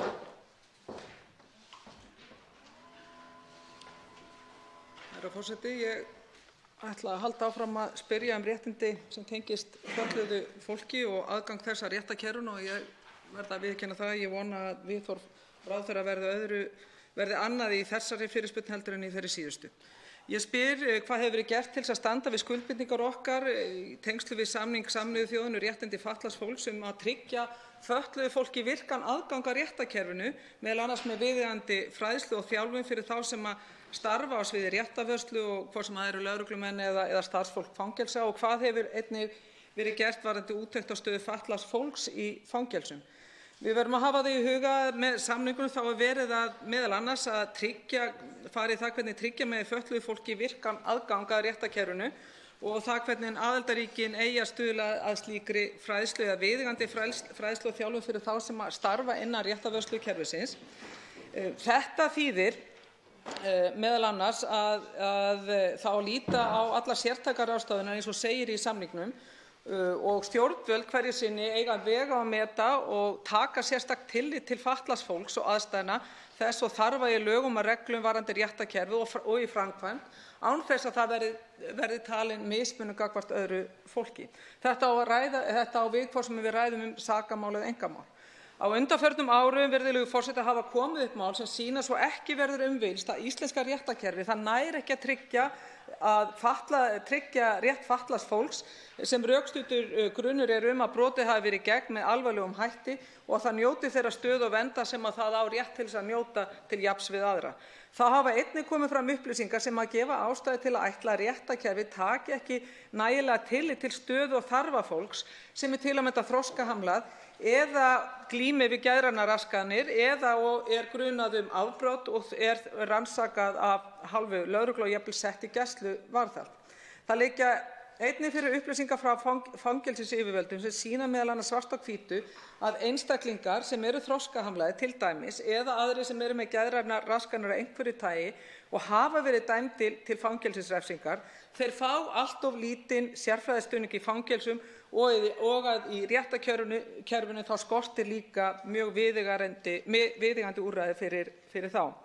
Landssamtökin Þroskahjálp hafa ítrekað bent á að það sé brýnt að íslensk stjórnvöld láti án tafa fara fram greiningu á íslenska réttarkerfinu og grípi til viðeigandi og fullnægjandi aðgerða til að tryggja að réttarkerfið taki á öllum stigum nauðsynlegt tillit til aðstæðna og þarfa fatlaðs fólks. Það á þessum grunni sem ég spyr hæstv. Ráðherra hvað hafi verið gert í þessum málum til að tryggja aðgang fatlaðs fólks að réttarkerfinu þannig að það uppfylli allar meðal annars alþjóðaskuldbindingar en ekki síður bara almenn mannréttindi hér innanlands. Þá svarar munnlegri fyrirspurn hæstv. Dómsmálaráðherra Sigríður Á. Andersen.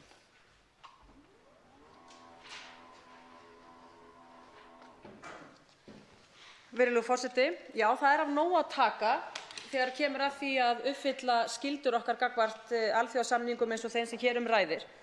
Og hér ræðir sérstaklega 2. málsgrein 13. grein samnings Sameinuðu þjóðanna réttindi fatlaðs fólks. Og það hefur sem betur fer ýmislegt verið gert til að standa við skuldbindingar Íslands í þessu sambandi.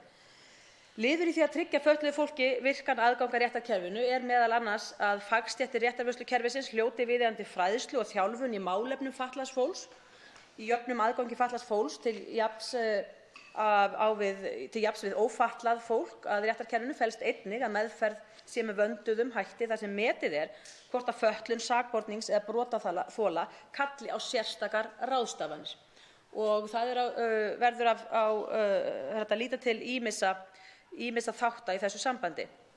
Fatlaðir einstaklingar sem aðstoð þurfa við að gæta réttar síns geta leitað í dag til réttargæslumanna sem starfa samkvæmt lögum réttindagæslu fyrir fatlað fólk og reglugerð réttindagæslumenn. Land allt starfa síðan svæðisbundnir réttindagæslumenn fatlaðs fólks og skilyrði að þeir hafi þekkingu og reynslu af málefnum og réttindum fatlaðs fólks. Og þessi réttindagæslumenn skulu fylgjast með högum fatlaðs fólks á sínu svæði og vera því innan handar við hvers konar réttindagæslu. Í ársbyrjun 2017 skipaði ríkissaksóknari starfshóp meðferð kynferðisbrotamála þegar fatlaða einstaklinga að ræða eða brotaþola. Meðal verkefna starfshópsins var að skoða atriði sem var að tillögum skýrslutöku af fötluðum gerendum og þolendum við rannsókn mála og fyrir dómi, fræðslu og þjálfun lögreglumanna, ákærenda og dómara og svo framvegis. Og starfshópnum var falið að gera drög að verklagsreglum meðferð ofangreindra mála. Starfshópurinn skilaði skýrslu til ríkissaksóknara í júní 2018 og hún var kynnt ráðherra í október síðastliðnum og starfshópurinn leggur til að farið verði í heildarendurskoðun á reglum sem gilda skýrslutökur af sakborningum og vitnum í lögum meðferð sakamála í þeim tilgangi að bæta réttarstöðu fatlaðs fólks. Og á grundvelli þessarar skýrslu og að tillögu ríkissaksóknara hef ég tekið ákvörðun að leggja það fyrir réttarfarsnefnd, sem nefnd sem starfar fyrir dómsmálaráðherra í breytingu á réttarfarslöggjöfinni, að taka til skoðunar og vinnslu þær breytingar sem lagðar eru til á lögum meðferð sakamála. Þá hefur ríkissaksóknari jafnframt gefið út leiðbeiningar til lögreglustjóra og annarra ákæranda meðferð kynferðisbrotamála þegar fatlaða sakborninga er að ræða eða brotaþola á grundvelli þessara tillagna starfshópsins. Í þessari skýrslu eru svo frekari tillögur til úrbóta á þessu sviði, svo sem í tengslum við tölfræði sem halda ber ásamt tillögum fræðslu stöðu fatlaðra og þær eru núna til skoðunar í dómsmálaráðuneytinu. Það má jafnframt nefna að í stefnu og framkvæmdaáætlun í málefnum fatlaðs fólks fyrir árin 2017 til 2021 er meðal annars að finna aðgerð sem miðar að því að auka þekkingu lögreglu, ákæruvalds og dómskerfis við rannsókn ofbeldisbrota í þeim tilgangi að tryggja að fatlað fólk njóti verndar réttarkerfisins til jafns á við aðra. Í samræmi við þessa aðgerð stóð mennta- og starfsþróunarsetur lögreglunnar fyrir sérhæfðu 4 daga námskeiði í skýrslutökum af fólki með sérþarfir, með sérstakri áherslu á einhverfu og þetta var vorið 2018. Einnig var haldin ráðstefna 23. mars síðastliðinn, á síðasta ári, í samvinnu við réttindavakt velferðarráðuneytisins með yfirskriftinni Hvert er réttaröryggi fatlaðs fólks? Hvert er réttaröryggi fatlaðs fólks? Það hefur verið haldnar fjölmargar ráðstefnur og þjálfun í grunnnámi rannsóknarlögreglumanna hefur einnig verið bætt. Þannig að það er mikil vitundarvakning í réttarvörslukerfinu almennt á sérþörfum fólks með alls kyns fatlanir. Og ég vil kannski líka nefna það að til umræðu hér á þingi er nú lagafrumvarp mitt réttindi manna til dómtúlks í einkamálum. Það varðar ekki sakamálin, þannig að það er nú svona eitt mál sem er kannski umfram skyldu sem leiðir af þessum sérstaka samningi Sameinuðu þjóðanna. En ég vona að það fái jákvæða meðferð hér og fljóta og skjóta hér á þinginu. Það skiptir auðvitað líka máli að tryggja mönnum þennan aðgang þegar einkamál er að ræða. Það er sérstaklega spurt hvort það hafi verið gerð úttekt á stöðu fatlaðs fólks í fangelsum. Samkvæmt upplýsingum frá Fangelsismálastofnun hefur ekki verið gerð sérstök úttekt á því en aðgangur og aðbúnaður fanga sem notast við hjólastól er tryggður með sérstökum klefum á Hólmsheiði, Litla-Hrauni og fangelsinu á Akureyri. Og þá reynir Fangelsismálastofnun eftir besta móti að mæta þörfum fatlaðra fanga sem þurfa sérstaka aðhlynningu eða aðbúnað í hverju tilviki fyrir sig. Til máls tekur hv. 12. þingmaður Suðvesturkjördæmis Guðmundur Ingi Kristinsson. Virðulegur forseti, aðgang fatlaðra að réttarkerfinu. Hæstv. dómsmálaráðherra kom inn á einkamál. Einkamál fatlaðra, ef að við komum allar í einkamál þá þarf hann að fá gjafsókn og það er eitt af því erfiðasta sem þetta er í dag að fá, það er að fá gjafsókn. Og ég spyr hann, hvernig er staðan hjá fötluðum í þeim málum og vegna þess að miðað við það sem var sagt áðan að fólk gæti farið með sín mál til mannréttindadómstólanna, það kostar nú ekki neitt smá og ekki að hafa fatlaðir efni á því, þannig að þeir hafa nú ekki efni á að fara fyrir íslenska dómstóla nema að fá gjafsókn. Þannig að það er nú eitt af því sem þarf nú að taka vel á og svo auðvitað segir sig sjálft að fatlaðir einstaklingar í fangelsi, hann er nú ekki með góða tekjur. Þannig að ef hann vill fara og berja sér í sínum réttindum með einhvern hátt og fara fyrir dómstóla þá verður hann að fá gjafsókn og ég bara spyr hvernig er þau mál háttað. Þá tekur til máls hv. 6. þingmaður Reykjavíkurkjördæmis norður Steinunn Þóra Árnadóttir.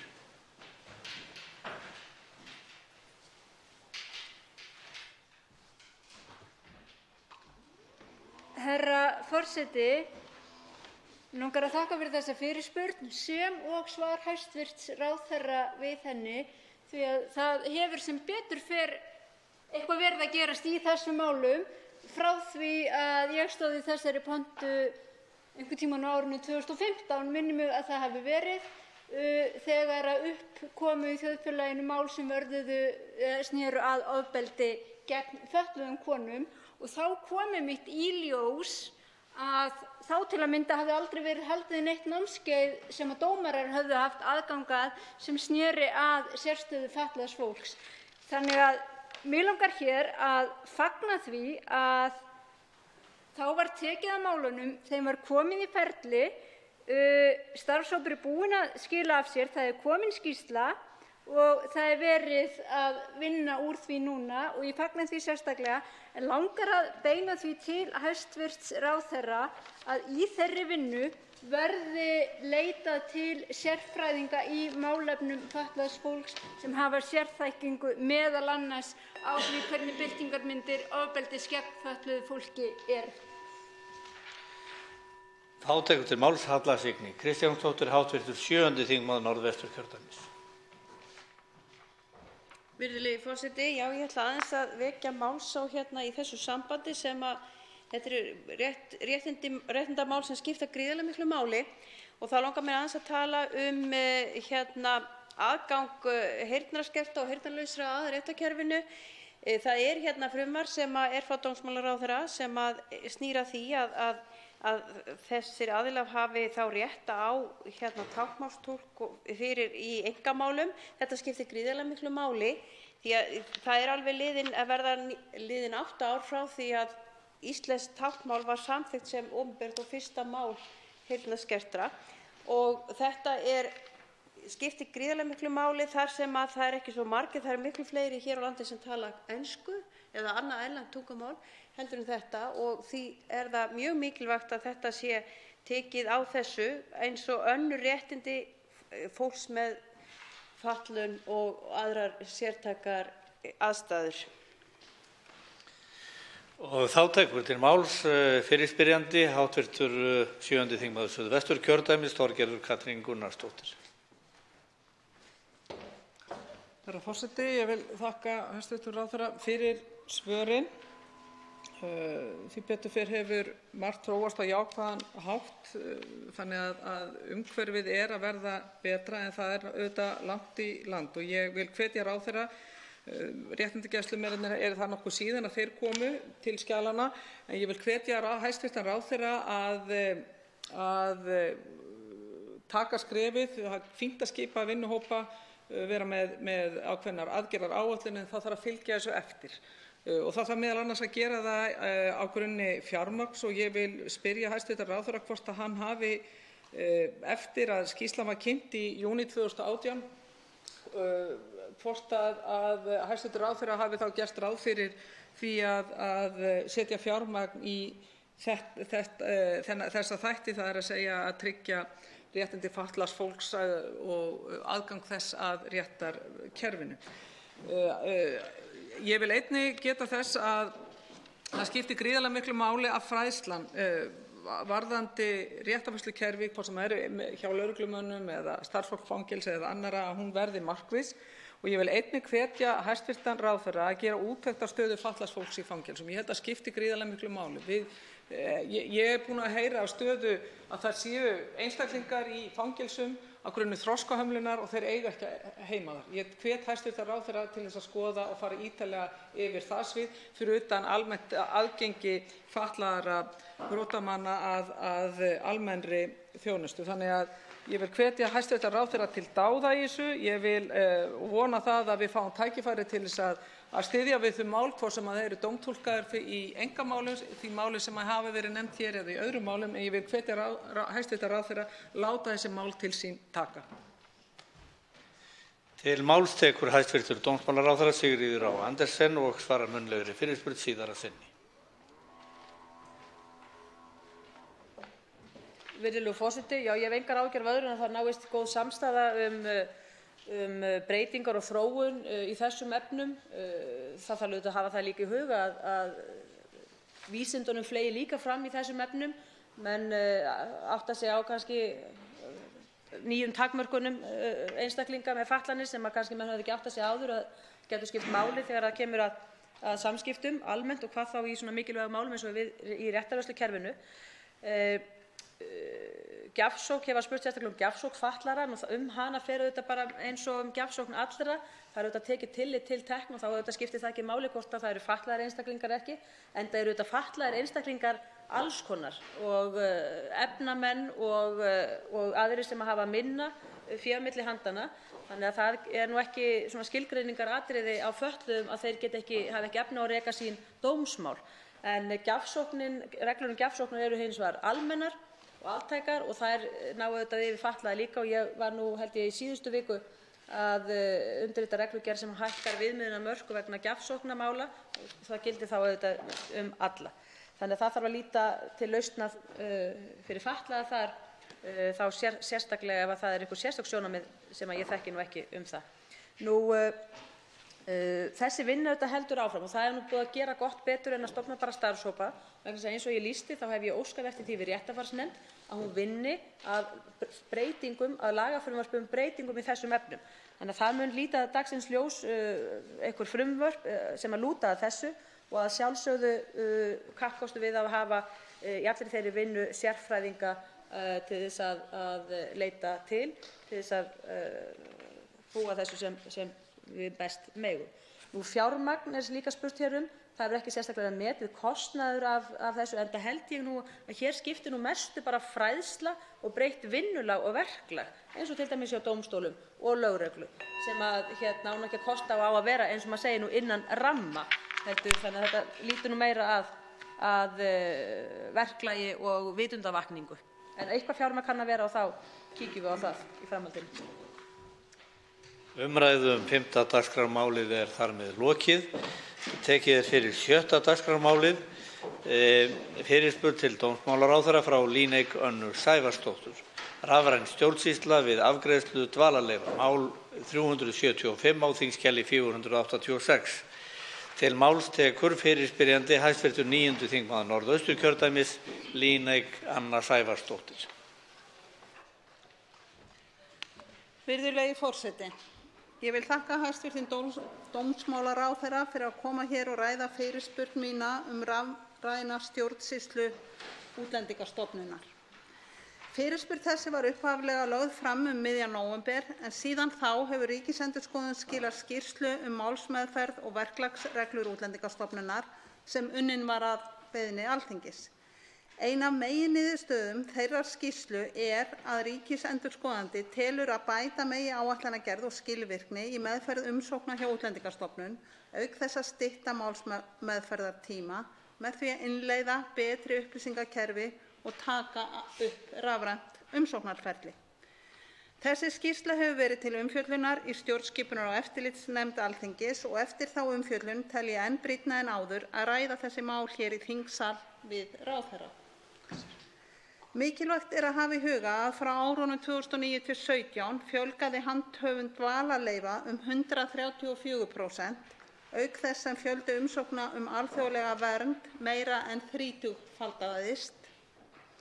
Þessar breytingar hafa kallað á aukin umsvif Útlendingastofnunar en hefur oftast verið mætt með átaksverkefnum með tímabundnum fjárveitingum til málefna umsækjenda alþjóðlega vernd en ekki hefur verið farið í nauðsynlega styrkingu innviða til að stuðla að hagkvæmni og skilvirkni til lengri tíma litið. Öllum umsóknum til Útlendingastofnunar er nú skilað á pappír, hvort sem þær varða dvalarleyfi, vegabréfsáritanir, íslenskan ríkisborgararétt eða alþjóðlega vernd. Þetta eru þúsundir umsókna. Starfsfólk stofnunarinnar færir svo upplýsingar af umsóknareyðublöðum handvirkt inn í upplýsingakerfi sem er tímafrekt, óskilvirkt og skapar hættu á villum og mistökum. Þá hafa umsækjendur enga möguleika á að fylgjast með stöðu eða afdrifum umsókna meðan á málsmeðferð stendur. Þar fyrir utan eru gallar á upplýsingakerfum þannig að starfsmenn hafa ekki heldur góða yfirsýn yfir stöðu mála eða möguleika til að miðla upplýsingum. Samkvæmt fjárlögum ársins 2019 styðja markmið og aðgerðir í málaflokki 10 við nýja og bætta gagnagrunna og upplýsingakerfi þeirra er starfa að málefnum útlendinga. Þá hefur Útlendingastofnun sjálf skilgreint rafræna stjórnsýslu sem eitt af sínum mikilvægu verkefnum. Samt sem áður er ekki hægt að skilja upplýsingar sem fram komu á fundum stjórnskipunar- og eftirlitsnefndar skýrslu Ríkisendurskoðunar annan hátt en að enn sé óljóst hvenær eða hvernig verði farið í þetta verkefni. Því spyr ég: Er hafinn undirbúningur að rafrænni stjórnsýslu við afgreiðslu dvalarleyfa og annarra leyfa hjá Útlendingastofnun? Hefur verið lagt mat á kostnað við að innleiða rafræna stjórnsýslu á þessu sviði? Og hvaða kostir gætu fylgt slíkri innleiðingu, annars vegar fyrir stjórnvöld og hins vegar fyrir notendur þjónustunnar? Hæstv. dómsmálaráðherra Sigríður Á. Andersen.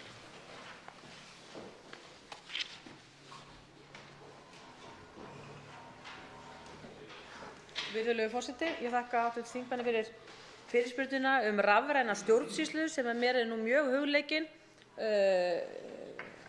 í öllum þeim kimum dómsmálaráðuneytisins koma henni á í ríkari mæli og ég tel tvímælalaust fjölmörg tækifæri séu til staðar til að gera málsmeðferð skilvirkari og ódýrari hjá Útlendingastofnun með rafrænni afgreiðslu, sérstaklega á sviði dvalarleyfa og ríkisborgararéttar og leið auðvitað fyrst og fremst að bæta þjónustuna við þá viðskiptavini Útlendingastofnunar sem þangað leita. Markmiðið er að hægt verði að leggja fram umsóknir rafrænt og þær samþykktar séu þá öll skilyrði að öðru leyti uppfyllt án þess að sérstök málsmeðferð með pappír sé viðhöfð og það er auðvitað aukin þjónusta frá því sem nú er. Það er núna til skoðunar að efla upplýsingakerfi stofnunarinnar þannig að auðveldlega megi til dæmis ná fram tölfræðiupplýsingum sem aftur síðan auðveldar stjórnvöldum og þinginu, fjárveitingarvaldshafanum, alla áætlunargerð og eftirfylgni síðan með meðferð mála. Útlendingastofnun og dómsmálaráðuneyti hafa fylgst náið með þróun tæknilegra lausna og ég vonast til þess að formleg vinna við undirbúning slíkra breytinga geti hafist á næsta ári. Í skýrslu Ríkisendurskoðunar Útlendingastofnun frá því í nóvember 2018 og hv. þingmaður vísaði til var bent á að brýnt sé að Útlendingastofnun innleiði rafræna umsýslu og afgreiðslu umsókna og að stofnunin bæti rafræn samskipti og rafrænt með viðmót gagnvart umsækjendum og ég tek í sjálfu sér heils hugar undir þetta mat. Það hefur verið reynt að leggja mat á þennan kostnað í tengslum við vinnu við fjármálaáætlun fyrir núna næstu 2020 til 2024. Þá hefur verið óskað eftir 94 milljónum króna fjárveitingu vegna þarfagreiningar og endurnýjunar á upplýsingakerfum Útlendingastofnunar. Og í tillögunni felst þá nánar tiltekið þá ósk, þetta er sem sagt þá ósk Útlendingastofnunar, ósk 14 milljóna króna fjárveitingu vegna ársins 2020 og 40 milljónir á árunum 2021 og 2022. Og þetta erum við bara auðvitað að skoða og reyna að leggja síðan sjálfstætt mat á ráðuneytið einnig. Það er spurt hvaða kosti getur fylgt þessari innleiðingu. Það er náttúrulega ljóst að rafræn meðferð mála eins og hefur verið rætt skila sér í skilvirkari og hraðari afgreiðslu mála og umsóknum dvalarleyfi fjölgaði til að mynda tæp 60% frá árinu 2015 til ársins 2017. Og þannig að það er auðvitað brýnt að stofnunin geti brugðist vel við sveiflum í sem flestum málaflokkum. Rafræn stjórnsýsla breytir starfsumhverfi og opnar líka á mikla möguleika til umbóta í verkferlum og eðli þjónustu. Og að því að mönnum tíðrætt líka störf út á landi að þá auðvitað opnar þetta líka á möguleika að vinna þessi mál annar staðar en í Reykjavík eða höfuðborgarsvæðinu. Meðal annars þá getur umsækjendur fylgst með það er líka mikilvægt að umsækjendur getur fylgst með framvindu sinnar umsóknar og átt í beinum samskiptum gegnum rafrænt umsóknarferli.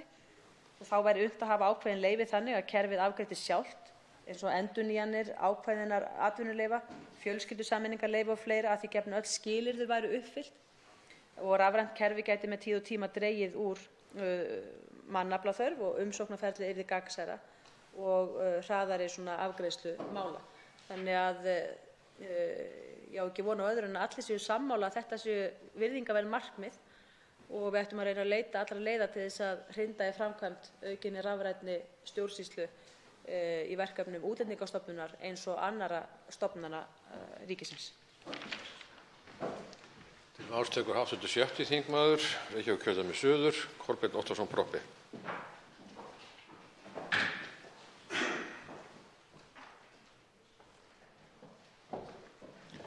Forseti. Ég þakka fyrirspyrjanda og ekki síst hæstv. Ráðherra fyrir skýr og greiningu svör þar sem að vilji ráðherra kom nokkuð skýrt fram. Ég hygg að við séum öll sammála nauðsyn þess að bæta starfsemina hvað þetta varðar í rafrænni skráningu því að við þurfum ekkert að fara í grafgötur með það hvað það hefur verið mikið óhagræði í því að búa ekki við hana. Það leit út fyrir að það ætti að nást fjármunir í þetta síðustu fjárlög sem breytti svo á milli 2. og 3. umræðu.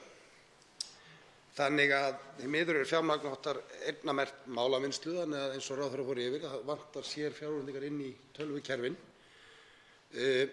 ásamt því sem þarf að endurskoða fjárhagsliði og fleira slíkt. Þannig að ég fagna þessum jákvæðu ummælum hér og við einhendum okkur þá væntanlega í það að vinna og bóta þessum málum þeim sem virkilega þurfa á því til að hagsbóta, það er að segja þeim sem njóta þjónustu Útlendingastofnunar. Til máls tekur hv. 4. þingmaður Norðausturkjördæmis, Þórunn Egilsdóttir.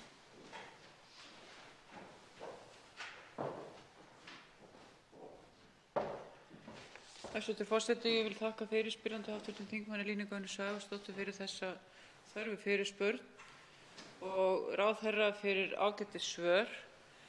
Það kemur mér sannarlega á óvart að enn skuli öllum umsóknum til Útlendingastofnunar vera skilað á pappír í nútímanum þegar við erum að tala meiri rafræna þjónustu og mér sýnist að ekki muni nú veita því að setja þessar milljónir sem að ráðherra var að tala inn í þennan málaflokk af því það er mjög mikilvægt að leysa þessi mál vegna þessara auknu umsvifa.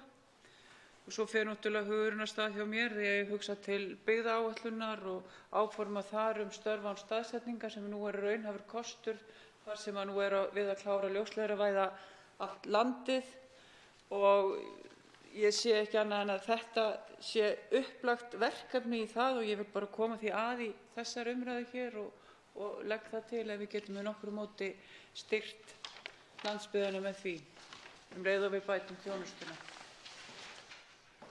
Til máls tekur hv. 11. þingmaður Reykjavíkurkjördæmis suður, Björn Leví Gunnarsson. Virðulegi forseti. Allur stuðningur við rafræna stjórnsýslu er augljós héðan frá. En ég geri athugasemd við þessar upphæðir, 94 milljónir króna í þarfagreiningu eins og kom fram í máli ráðherra. Ég vona að það sé ekki alveg rétt upphæð 14. Það kom aðeins seinna síðan. Ef 14 í þarfagreiningu þá er það samt á mikið því að það var hægt að búa til hugbúnað mitt fyrir þessar 14 milljónir króna og hvað þá fyrir afganginn af þessum. Það eru kominir í 80 milljónir sem að eiga þá að fara í hvað, myndi ég spyrja. Það er alltaf gaman að fá svona nánari útskýringar á fjárlögum eftir á, því að þetta er eitthvað sem hefði verið betra að vera með nánari lýsingar á þegar fjárlögin voru afgreidd, af því að ég er nú unnið með að því að gera nokkur svona kerfi til innan Menntamálastofnunar og 100 milljónir þar voru fyrir það var einhver 20 mismunandi tölvukerfi sem ég lagði til þar og heildarkostnaður við það var 100 milljónir. Þetta fara ansi langt með að ræða málum. Til máls tekur hv. 9. þingmaður Norðausturkjördæmis, Líneik Anna Sævarsdóttir. Virðulegi forseti. Ég þakka hv. dómsmálaráðherra fyrir svarið og skýran vilja í þessu máli innleiðingu rafrænna kerfa og betri upplýsingakerfa hjá Útlendingastofnun. Eins vil ég þakka þeim þingmönnum sem hafa blandað sér í umræðuna fyrir mikilvæg innlegg. Af orðum hv. ráðherra má ráða að við megum vænta skýrari markmiða og tillagna á þessu sviði í næstu fjármálaáætlun og næstu fjárlögum. Og það hafa komið fram sterk rök fyrir því að setja þessa vinnu í forgang og að mörg tækifæri fylgi því. Eitt af því sem komið hefur verið inn á er sem sagt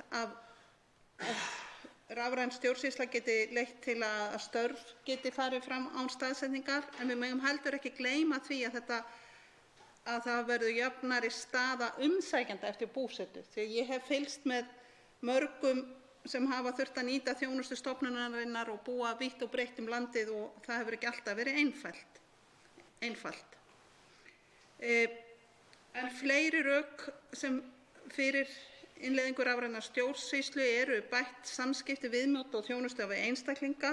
Útlendingastofnun hefur til dæmis bent á að það mætti sníða leiðbeiningar betur að hverjum og einum einstaklingi í gegnum svona kerfi og þannig væri hægt að uppfylla betur leiðbeiningarskyldu og alla þjónustu.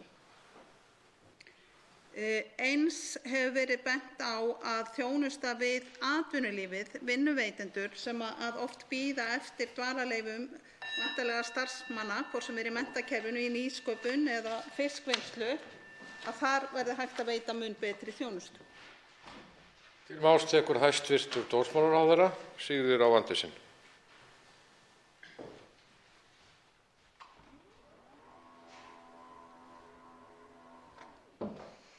Virðulegur forseti. Já, ég fór hringinn í kringum landið daginn, ég veit ekki hvort þið tókuð eftir því, en þá ræddi ég einmitt við meðal annars sýslumannsembættin á ýmsum stöðum sem einmitt bentu á þetta að þau taka á móti þeim falið sem handhafa framkvæmdarvaldsins í héraði að taka að sér ýmis verkefni og sumum stöðum tekið við umsóknum eða endurnýjun til dæmis umsókna dvalarleyfi og bentu á tækifæri í þessu til þess að fullvinna eða klára afgreiðslu þessara mála í héraði heldur en það þurfi ekki að senda það allt saman hér, jafnvel þótt að sé meira að segja rafrænt til Útlendingastofnunar. Þannig að það eru gríðarleg tækifæri hvað þetta varðar, af því menn eru að tala um störf án staðsetningar, mikil tækifæri þarna umfram allt. Það sem mestu máli skiptir, það hafa það þó að leiðarljósi, er þjónustan við þann sem er að sækja sem skiptir máli. Ég vil samt líka halda því til haga af því þetta er ekki eitthvað sem kannski menn henda sér í eða taka til með hendinni, annarri hendinni. Við verðum líka auðvitað að hafa það í huga að umsóknum dvalarleyfi og atvinnuleyfi þurfa að fylgja gögn sem að tvímælalaust teljast viðkvæmar persónuupplýsingar og sá sem sendir slík gögn frá sér, hann þarf auðvitað líka verið í stakk búinn til þess að hafa þau rafrænt til þess að geta sendt þau rafrænt með einhverjum hætti. Og kerfi þá móttakandans, Útlendingastofnunar í þessu tilviki, þurfa auðvitað að vera þannig að það sé alveg tryggt að þessar persónuupplýsingar sem eru þá komið rafrænt, að það sé farið með þau sem slíkar, sem viðkvæmar persónuupplýsingar og tölvukerfin þurfa að vera sérstaklega hönnuð og kannski töluvert flóknari en bara tölvupóstsamskipti. Af því hér var sérstaklega spurt fjárhæðir, þá það sem ég nefndi áðan að þetta þörfin fyrir auknum fjárheimildum frá Útlendingastofnun var 94 milljónir í þarfagreiningu og endurnýjun búnaðar, svo því sé haldið til haga og ég býst nú við að það sé mest endurnýjun búnaðar. En ég þakka hins vegar fyrir gagnlegar og góðar umræður hérna þetta mál og ég held að við horfum til aukinnar rafrænnar stjórnsýslu hjá Útlendingastofnun í framtíðinni. Umræðunni lokið. Tekið fyrir 8. dagskrármálið. Fyrirspurn til dómsmálaráðherra frá Vilhjálmi Árnasyni. Viðbragðsgeta almannavarna og lögreglu í dreifðum byggðum, mál 472, þingskjal 705. Til máls tekur fyrirspyrjandi hv. 9. þingmaður Suðurkjördæmis, Vilhjálmur Árnason. Virðulegur forseti. Já, það er mikið að gerast víða um land, bæði í því að vakta náttúruvá sem er að láta gera vart við sig víða og ekki síst eldfjöllin okkar. Svo erum við frá að sjá heilu hlíðarnar eru undirbúið sig til að skríða fram og annað slíkt. Þannig að almannavarna og þessum sömu stöðum er ferðamönnum að fjölga mikið. Þannig að og íbúarnir út úr dreifbýlinu eru líka að fjölga sem er vel.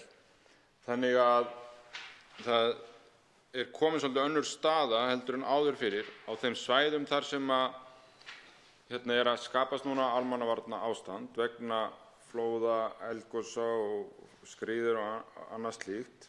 Það er komið miklu meira fólk inn á svæðið þannig að bæði að ferðamönnum og íbúum sem að þarf þá miklu meira til þess að rýma og bregðast við komi einhver náttúruvá upp.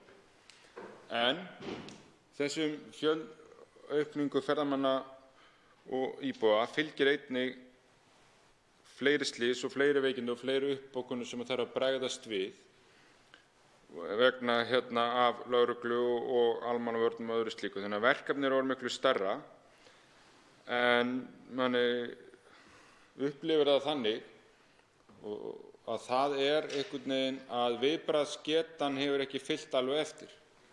Og við erum að sjá það að koma aftur upp stórir atburðir, að þá er það alltaf sömu einstaklingarnir sem að sinna svo aftur á þessum fámennu svæðum. Og þá vil ég kannski bara geta þessu á Öræfajökulssvæðinu, þar sem við höfum ýmsu náttúruvá, meðal annars eldgos yfirvonandi, og þar er ein fjallshlíðin, Svínafellsheiðin, mögulega að skríða fram. Á þessu svæði búa að jafnaði 150 manns í þessu samfélagi. Það er íbúatala. En GSM-símararnir sem að Veðurstofan er með að skrá hjá sér til þess að rýma svæðið, ef eitthvað kemur upp á, eru 2500. 2500. Það er ekki fólk sem er að sitja heima að horfa á sjónvarp. Það er fólk sem er einhvern veginn virkt í fjallgöngum, ísklifri, jöklagöngum, út í umferðinni og annað slíkt. Þannig að spurningin mín er, hvað hafa stjórnvöld gert til að bregðast við þessum snöggu breytingum, hvaða áætlanir höfum við til framtíðar til að takast á við þetta svo við getum tryggt öryggi íbúa og gesta okkar. Til máls tekur hæstv. Dómsmálaráðherra Sigríður Á. Andersen.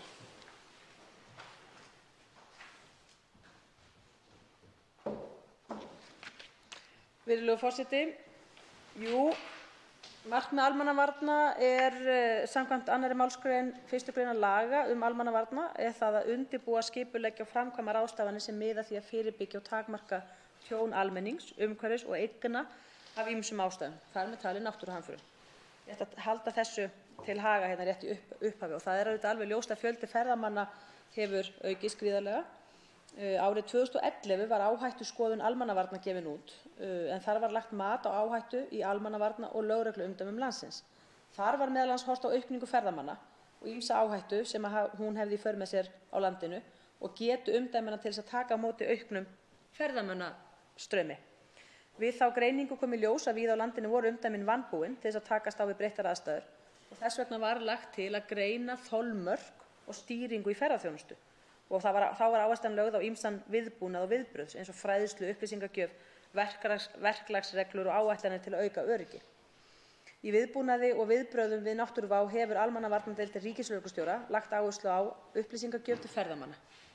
Það hefur verið gert í samvinnu við sendiráð, ferðaþjónustu og hagsmunaaðila sem koma að ferðamálum, og það eru ýmsar leiðir til að upplýsa ferðamenn náttúruvá, eins og samfélagsmiðlarnir, vefsíður og fjölmiðlar. Og þegar hætta steðjar að, til dæmis vegna eldgoss, þá eru send SMS viðvörunarskilaboð í erlenda og innlenda farsíma í nágrenni hættusvæðis með upplýsingum viðbrögð á íslensku og ensku. Og ég hygg að það sé að verða heilmikil bragarbót og endurnýjun til dæmis á möguleikum þessara SMS-sendinga núna á næstu vikum. Þá rekur Slysavarnafélagið Landsbjörg vefsíðuna safetravel.is á nokkrum tungumálum í samvinnu við almannavarnir og fleiri aðila, en það er hægt að nálgast upplýsingar ýmis öryggismál, aðvaranir og hagnýtar upplýsingar fyrir ferðamenn. Þessi mikli vöxtur í ferðaþjónustunni hefur leitt til þess að verulega hefur orðið að breyta viðbúnaði almannavarna, og ljóst er að það þarf að grípa til viðbragða mun fyrr en ella með tilliti til rýmingar og lokunar svæða.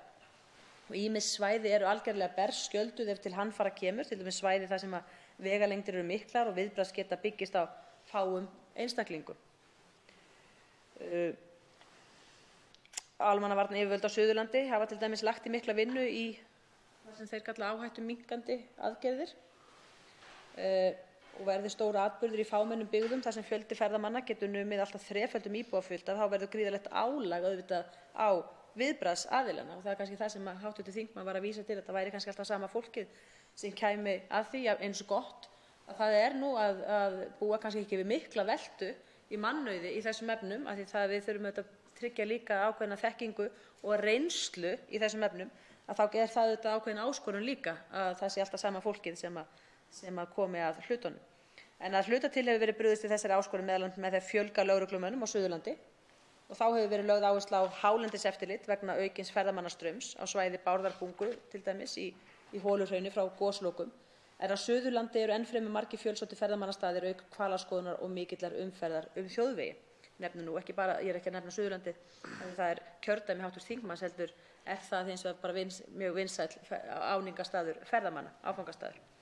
Sjálfboðaliðar Slysavarnafélagsins Landsbjargar og Rauða krossins gegna mikilvægu hlutverki í skipulagi almannavarna, bæði leit og björgun og fjöldahjálp, en auk þeirra kemur fjöldi viðbragðsaðila að öllu viðbragði.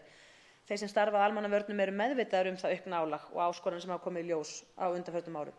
Gríðarleg fjölgun ferðamanna og lenging ferðamannatímans líka felur í sér frekari og nýjar áskoranir og álag á viðbragðsaðila.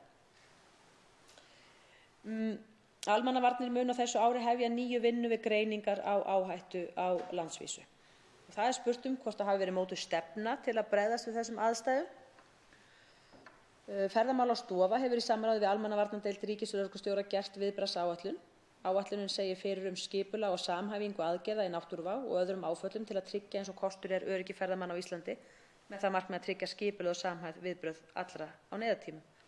Og stefnumótun í almannavarna og öryggismálum er til 3 ára í senn samkvæmt lögum og er í höndum almannavarna og öryggismálaráðs.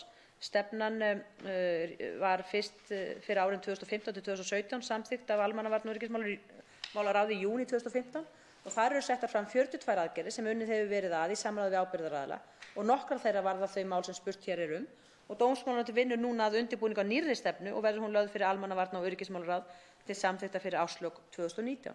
Ég vil geta þess líka í lokin að almannavarna og öryggismálaráð kom saman til fundar eftir þó nokkur ára hlé, kom saman til fundar hér í upphafi þessa árs, minnir mig, ef ekki í upphafi þessa árs.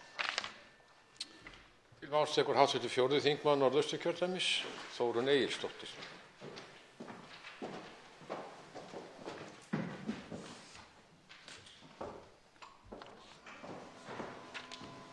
Hæstv. forseti. Ég vil byrja á að þakka málshefjanda fyrir að vekja máls á þessu mikilvæga máli. Það er margt sem er að breytast hratt hjá okkur og þar á meðal eru það bara lifnaðarhættir okkar, fjölgun ferðamanna og annað slíkt sem kallar á önnur vinnubrögð og breytt. Ég fagna þessu sem ráðherra hefur bent okkur hér á, það sem verið er að gera í þessum málum. Það er náttúrulega fjölgun lögreglumanna er alveg gríðarlega mikilvægt atriði í að hækka öryggisstig, en svo tek ég ofan fyrir þeim einstaklingum sem standa alltaf vaktinni allan ársins hring og eru í sjálfboðaliðavinnu. Það er einn þáttur eða tveir sem ég langar til að koma hér inn í þetta varðandi öryggi. Nú vona ég og reikna með að hæstv. Dómsmálaráðherra og þingmaður hafi áttað sig á því í hringferðinni sem nefnd var hér áðan að ekki er alls það nægilega gott símasamband um landið. Það er falskt öryggi falið í því. Ég held að við þurfum að gera virkilega átak í því og ég veit að menn eru að skoða það, ég bara bendi á það, auk þess sem ekki er hægt að treysta á útvarpssendingar. Það eru allt of margir bæir allt land og svæði þar sem ekki næst í útvarp. Þess vegna er ekki hægt að treysta á það að ríkisútvarpið sé sá öryggisventill sem það á að vera komi eitthvað alvarlegt fyrir. Til máls tekur hv. 9. þingmaður Norðausturkjördæmis, Líneik Anna Sævarsdóttir.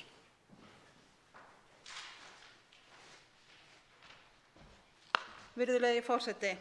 Ég vil byrja á því að þakka þessa umræðu sem leiðir af fyrirspurn viðbragðsgetu lögreglu og almannavarna. Það er ljóst að það er mikil samhæfing til staðar hér á landi á milli kerfa stjórnvalda og sjálfboðaliða og íbúa vítt og breitt landið og það er mikilvægt að halda áfram að þróa þá samhæfingu eins og hér hefur verið komið inn á. Mig langar að leggja inn í þá umræðu mikilvægi landupplýsingakerfa og nákvæmra skráninga og ég veit ekki hvort að hv. ráðherra er viðbúinn að svara hvort verið er að nota slík landupplýsingakerfi til að skrá t.d. atburði sem verða, dekkun farsímakerfa og annað slíkt sem getur nýst mjög vel ef þetta er til á nákvæmum loftmyndagrunnum. Eins langaði mig að nefna hér örstutt mikilvægi bæja í byggð við þjóðveginn þar sem langt er á milli byggðra bóla, bæja eins og Grímsstaða á Fjöllum eða Hvítanes við Djúp. Til máls tekur hv. 7. þingmaður Suðurkjördæmis, Ásgerður K. Gylfadóttir. Virðulegur forseti, ég þakka fyrir þessa umræðu sem er mjög þörf og snertir nágrenni þar sem ég bý mjög mikið. Það er Hornafjörður, sveitarfélagið Hornafjörður. Öræfasveitin er tikkandi í þessu samhengi og hefur verið komið inn á það hérna. Ég vil taka undir það sem hv. þingmaður talaði varðandi þessa einstaklinga sem sinna þarna björgunarstarfi og öðru slíku, að þetta eru fáir einstaklingar. Og ég kannski svo vil velta því til ráðherra hvort að það sé hægt í rauninni að styðja betur við þennan hóp. Þannig með þjálfun, með fræðslu og öðru slíku og jafnvel bara með tækjabúnaði. Því að þetta er dýrt og þetta er íþyngjandi. Það er búið að koma inn á GSM-sambandi, útvarpssendingarnar og annað slíkt sem hefur verið í umræðunni í svolítinn tíma en gerist hægt. En ég vil líka þakka fyrir það sem hefur verið vel gert, bætt við þarna lögreglumönnum og síðustu árin hefur bara verið í rauninni viðsnúningur í þessum málum. Það er búið að gefa þessu meiri gaum og vinnan á hendur lögreglustjórans á Suðurlandi hefur verið mjög til fyrirmyndar. Til máls tekur hv. 9. þingmaður Suðurkjördæmis, Vilhjálmur Árnason.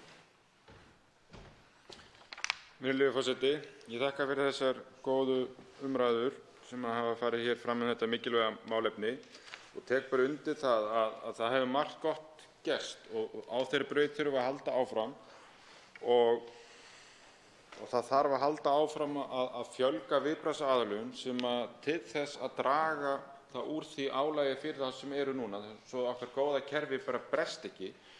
Og hér kom inn á mikilvægi sjálfboðaliðanna í Landsbjörgu sem er rétt og þeirra mikilvægi er gríðarlegt. En það er ekki endalaust hægt að setja meiri verkefni á sjálfboðaliðana og þeim fjölgar alltaf hlutverkunum eins og með björgunarsveitinni Öræfasveit sem er slökkvilið og klippa sjúkraflutningamenn, slökkvilið, sinna bara öllum hlutverkunum og þegar kemur fleiri verkefni á hvern og einn þá einhvers staðar gefur eitthvað eftir.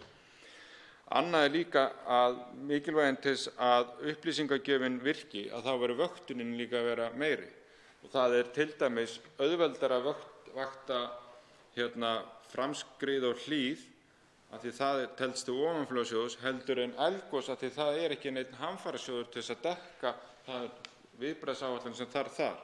Þannig að það er margt svona sem við þurfum að halda áfram að vinna og þannig að við þurfum að taka mið af því að þetta eru fámennir staðir sem eru að takast á við áskorun sem heyrir undir, stærstu, álagið er á við stærstu þéttbýliskjarna landsins. Og þannig þarf þetta að byggjast upp áfram svo að okkar góða kerfi sem við höfum í dag haldi áfram að þróast en brotni ekki niður. Til máls tekur hæstv. Dómsmálaráðherra, Sigríður Á. Andersen. Virðulegur forseti, já, það var réttilega bent á það að í hringferð minni landið komst ég að raun það sem ég svo sem vissi að það væri ekki símasamband alls staðar eða útvarpssamband og verður auðvitað að telja það stundum með ólíkindum af því maður áttar sig ekki á því að þegar maður horfir á landslagið þá virðist ekkert vera neitt í landslaginu sem ætti að hindra það. En þannig er það nú samt.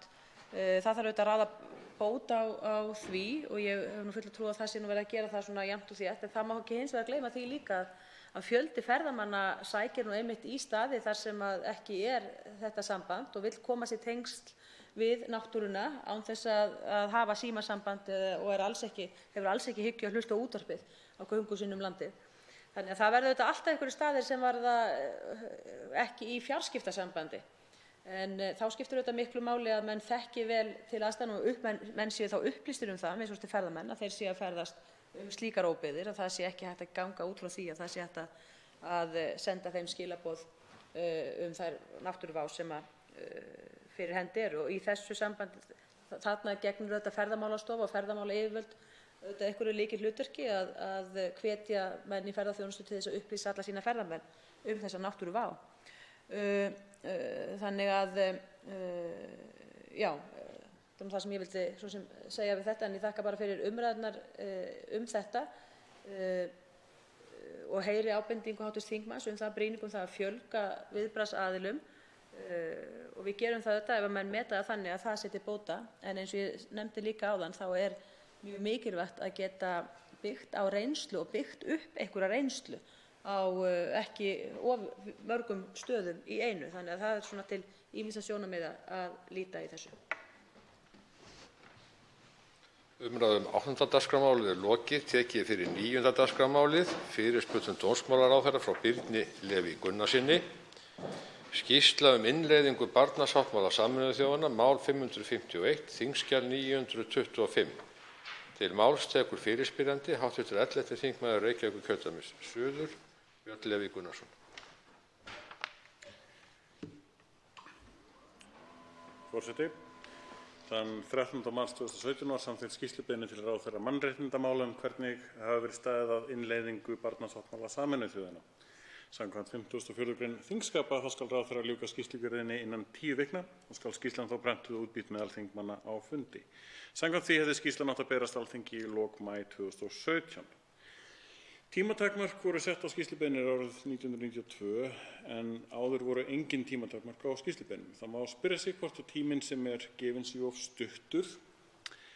En mín tilfinning svo frá svona takmarkuðu úrtaki að þær taki yfirleitt mun lengri tíma en 10 vikur að svara skýrslubeiðnum. Því miður ekki hægt að fá nákvæmt svar úr tölvulausanlegum skjölum þingsins því að skýrslur berast oft eftir að nýtt þing hefst og það ekki skráðar sem þingskjal, allavega ekki tengt skýrslubeiðninni. Þannig ómögulegt að skoða sjálfkrafa hvort skýrslubeiðnin hafi verið svarað eða ekki, það þarf að fletta því upp handvirkt. Það mögulega hægt að bera saman svartíma skýrslubeiðna við svartíma skriflegra fyrirspurna en samkvæmt lögum þingsköp skulu svör við þeim berast að jafnaði síðar en 15 virkum dögum eftir að fyrirspurn er leyfð. Töluleg greining þar sýnir að á yfirstandandi þingi meðal svartími rúmlega tvöfaldur sá leyfilegur tími sem kveður á með þingskapalögum. Miðað við þá tvöfaldan tíma hefði átt að skila skýrslu innleiðingu barnasáttmála í byrjun ágúst á síðasta ári. Þann 1. júní á síðasta ári var frétt frá ráðuneytinu þar sem að vinnuhópur var skipaður til þess að vinna að skýrslu samning Sameinuðu þjóðanna réttindi barnsins. Vinnuhópurinn var skipaður eftir að skýrslunni átti að hafa verið skilað. En nú falla niður fyrirspurnir og skýrslubeiðnir þegar kosningar fara fram og þegar nýtt þing tekur við mismunandi. Tíminn sem að ráðherra hafði til að skila skýrslunni þrátt fyrir óvæntar kosningar var hins vegar mjög rúmur. Því spyr ég ráðherra, hvers vegna var skýrslu innleiðingu barnasáttmála Sameinuðu þjóðanna sem Alþingi samþykkti beiðni á 146. löggjafarþingi ekki skilað til þingsins innan lögbundins frests?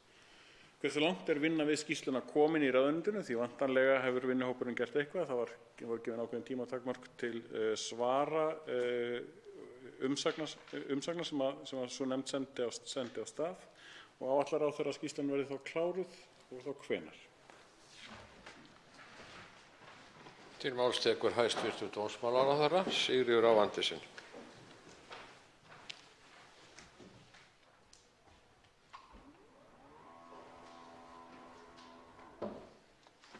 Virðulegur forseti, það rétt hjá hv. þingmanni að hann óskaði eftir þessa umræddu skýrslu í mars 2017. Dómsmálaráðuneytið vann að slíkri skýrslu í samstarfi við velferðarráðuneytið. Skýrslubeiðnin varð reyndar afar umfangsmikil og var því fljótlega ljóst að ekki hægt að skila henni á réttum tíma og það var tilkynnt Alþingi með tölvupósti í maí 2017. Haustið 2017 var þing rofið og kosið aftur. Á sama tíma áttu sér stað miklar breytingar innan dómsmálaráðuneytisins. Var það til þess að skýrslan var ekki kláruð. Það lá fyrir að íslenska ríkinu hins vegar bar að taka saman skýrslu innleiðingu barnasáttmálans árið 2018. Það lá fyrir 2017 í samræmi við skuldbindingu samkvæmt 44. grein sáttmálans.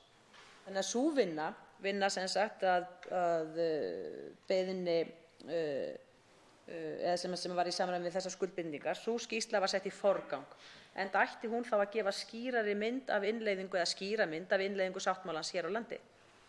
Ég skipaði vinnuhóp í apríl 2018 með fulltrúum frá dómsmálaráðherra, menntamálaráðherra, mennta- og menningarmálaráðherra, félagsmálaráðherra, heilbrigðisráðherra, samgöngu- og sveitarstjórnarráðherra og utanríkisráðherra. Og þetta sem sagt vinnuhópur sem var settur til þess að undirbúa þessa skýrslu sem okkur bar að skila árið 2018 en ekki vegna skýrslubeiðni hv. þingmanns. En þessi vinnuhópur átti auk þess samráð við stýrihóp Stjórnarráðsins mannréttindi, þar sem að sitja fulltrúar allra ráðuneyta. Skýrslan framkvæmd barnasáttmálans var unnin samkvæmt leiðbeiningum nefndar Sameinuðu þjóðanna réttindi barnsins og var leitast við að gefa sem réttasta mynd af því hvernig barnasáttmálanum hefur verið framfylgt á árunum 2009 til 2018. Þessi vinnuhópur átti víðtækt samráð við gerð skýrslunar bæði við börn og fullorðna. Til að tryggja að sjónarmiðum barna væri nægilega velkomið á framfæri var einnig ákveðið að vinna sérstaka barnaskýrslu þar sem tekin hafi verið saman viðhorf barna til framkvæmdar barnasáttmálans á Íslandi. Drög af þessum skýrslum tveimur voru birt á samráðsgátt Stjórnarráðsins í október síðastliðnum og lauk vinnuhópurinn við að vinna úr athugasemdum í nóvember og að því loknu voru skýrslurnar sendar í þýðingu og voru þær svo loks sendar til Sameinuðu þjóðanna nú í byrjun febrúar. Og þessar tvær skýrslur eru báðar aðgengilegar á vef dómsmálaráðuneytisins og ætti að veita háttvirtum þingmanni svar við þeirri skýrslubeiðni sem hann sjálfur bað en ég vil hins vegar í þessu sambandi árétta það hins vegar að svona skýrslubeiðnir geta verið ákaflega umfangsmiklar og í þessu sambandi var það enda liggur meira en ársvinna allra ráðuneyta fyrir þegar að þessar tvær skýrslur síðan lágu fyrir. Það spurt, hversu langt vinnan við skýrsluna komin og það eins og liggur fyrir þá hafa verið unnin drög að skýrslu sem svar átti fyrirspurn frá þinginu en voru einhverju leyti notuð við gerð skýrslunnar til barnaréttarnefndarinnar. Það er að segja, það var hafist handa við að svara skýrslubeiðni hv. þingmanns og sú vinna nýttist við það að svara þeim skýrslum sem núna liggja fyrir. Í ljósi þess að nú hefur verið tekin saman heildstæð skýrsla framkvæmd barnasáttmálans og sérstök barnaskýrsla sama efni, tel ég nú ekki ástæðu til þess að taka saman aðra skýrslu innleiðingu barnasáttmálans. Skýrslan sem fyrr, þessar tvær skýrslur eru núna á vef dómsmálaráðuneytisins. Og að lokum rétt að benda á að sá vinnuhópur sem skipað var til að skrifa skýrsluna barnasáttmálann, hann mun starfa áfram, hann mun fylgja skýrslunni eftir og bregðast við ef athugasemdir berast frá barnaréttarnefndinni í framkvæmd. Einnig rétt að nefna stýrihópur Stjórnarráðsins í málefnum barna var formlega skipaður í byrjun þessa árs af félags- og barnamálaráðherra og á dómsmálaráðuneyti fulltrúa í þeim hópi. Hlutverk þessa hóps meðal annars að móta stefnu Íslands, framtíðarsýn og markmið í málefnum barna og mun kortlagning á innleiðingu barnasáttmálans vera hluti af þeirri vinnu. Þannig að þetta liggur nú fyrir og ég vona það að hv. þingmaður kynni sér nú þessu eða geti kynnt sér þessu og haft eitthvert gagn af þessari skýrslu ef ekki eitthvert gaman líka. Til máls tekur hv. 11. þingmaður Reykjavíkurkjördæmis suður, Björn Leví Gunnarsson. Þetta einmitt skemmtilega áhugavert hvernig það skiptist virðist vera í tvennt. Hvað kemur til þingsins og hvað kemur ekki til þingsins. Þar sem Alþingi biður ákveðna vinnu en ekki klárað og meðan það unnin sambærileg vinna en samt ekki skilað til þingsins. Væri kannski eðlilegt að það væri einhvert form af þessari vinnu sem var skýrslubeiðnin var grunninn til væri komið með hana sem munnlega skýrslu til þingsins af því að það var eins og þingið sem bað slíka skýrslubeiðni. Allt í lagi að hún sé viðfangsmeiri og þvíumlíkt en þetta er viðfangsefni fyrirspurnarinnar hjá mér af hverju þingið fær ekki sína skýrslu og af hverju henni vissulega ekki svarað á innan lögbundins til dæmis út af því hversu umfangsmikil hún og ég tel almennt séð bæði varðandi skýrslubeiðnir og fyrirspurnir að sá tímarammi sem er gefinn áhugamál hjá mér varðandi sérstaklega skriflegar fyrirspurnir. Tíminn er alls ekki að endurspegla, tíminn sem gefinn er alls ekki að endurspegla raunveruleikann. Það er sagt að jafnaði 15 daga til að skila skriflegri fyrirspurn, en að jafnaði er verið að skila þeim eftir rúman mánuð, 32 daga, eða meira en mánuð sem sagt á virkum dögum. Og ég held að það veri áhugavert ef að hluti af því að skila inn bæði skriflegri fyrirspurn og skýrslubeiðni, að það var eitthvað mat á umfangi verkefnis sem að gæti gefið allavega þingmönnum smá hugmynd það þegar það er að samþykkja skýrslubeiðnir, hvað það þýðir. Það var til dæmis samþykkt skýrslubeiðnin hérna stöðu Íslands gagnvart EES og það voru einhverjar 9 milljónir eða eitthvað því um líkt. Hver veit hvort að afstaða þingmanna hefði verið öðruvísi ef verið vitað umfangið. Í máls tekur hæstv. Dómsmálaráðherra Sigríður Á. Andersen.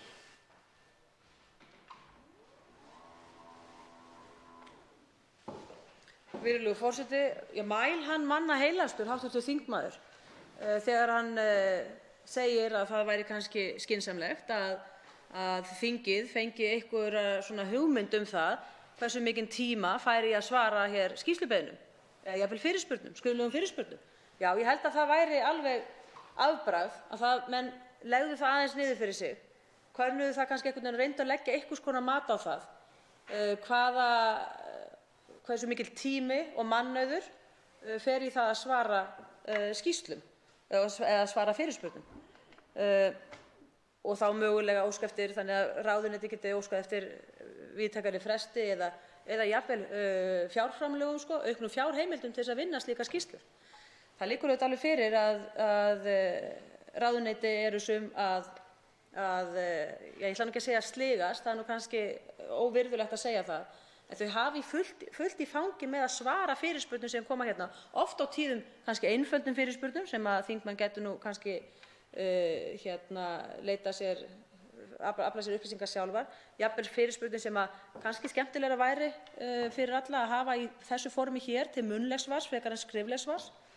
En svo eru aðrar fyrirspurnir sem að kallar á svör frá fjölmörgum aðilum, fjölmörgum undirstofnunum sem hafa kannski ekki endilega gert ráð fyrir að þurfa að standa í upplýsingagjöf sem þessari, eða upplýsingaöflun jafnvel. Þau þurfa kannski sjálfar líka að afla upplýsinga hjá einhverjum allt öðrum einstaklingum.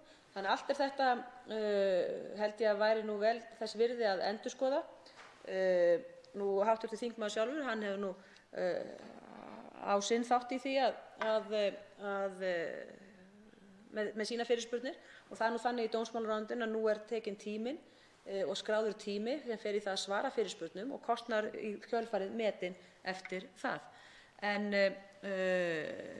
ég vil fá bara rétt í lokin að nefna það að mér finnst sjálfsagt auðvitað að óski þingmaðurinn eftir því að fá að ræða þessa skýrslu, að þá kallar hann eftir því að fá að ræða þessa tilteknu skýrslu, og það kallar þá ekki að það þurfa að gera aðra skýrslu, en það bara svara þeirri skýrslubeiðni með fyrirliggjandi skýrslu.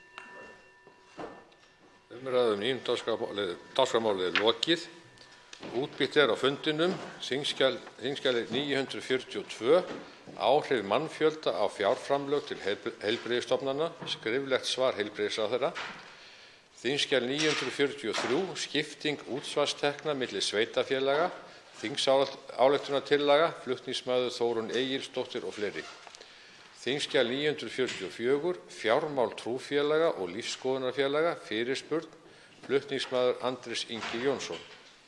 Þingskjali 945, greiðslur til fólks á aldrinum 67, 68 og 69 ára, fyrirspurn, flutningsmaður Halldóra Mogensen.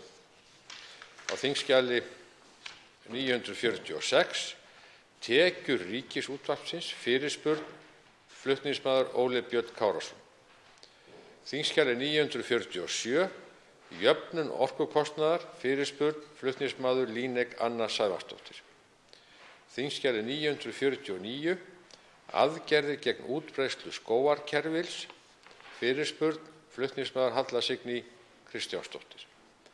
Þingskjali 950, stjórnsýsla og skráning landeigna, fyrirspurn, flutningsmaður Líneik Anna Sævarsdóttir. Fleira liggur ekki fyrir á þessu fundi. Boðað verður til næsta funda með dagskrá. Fundi slitið.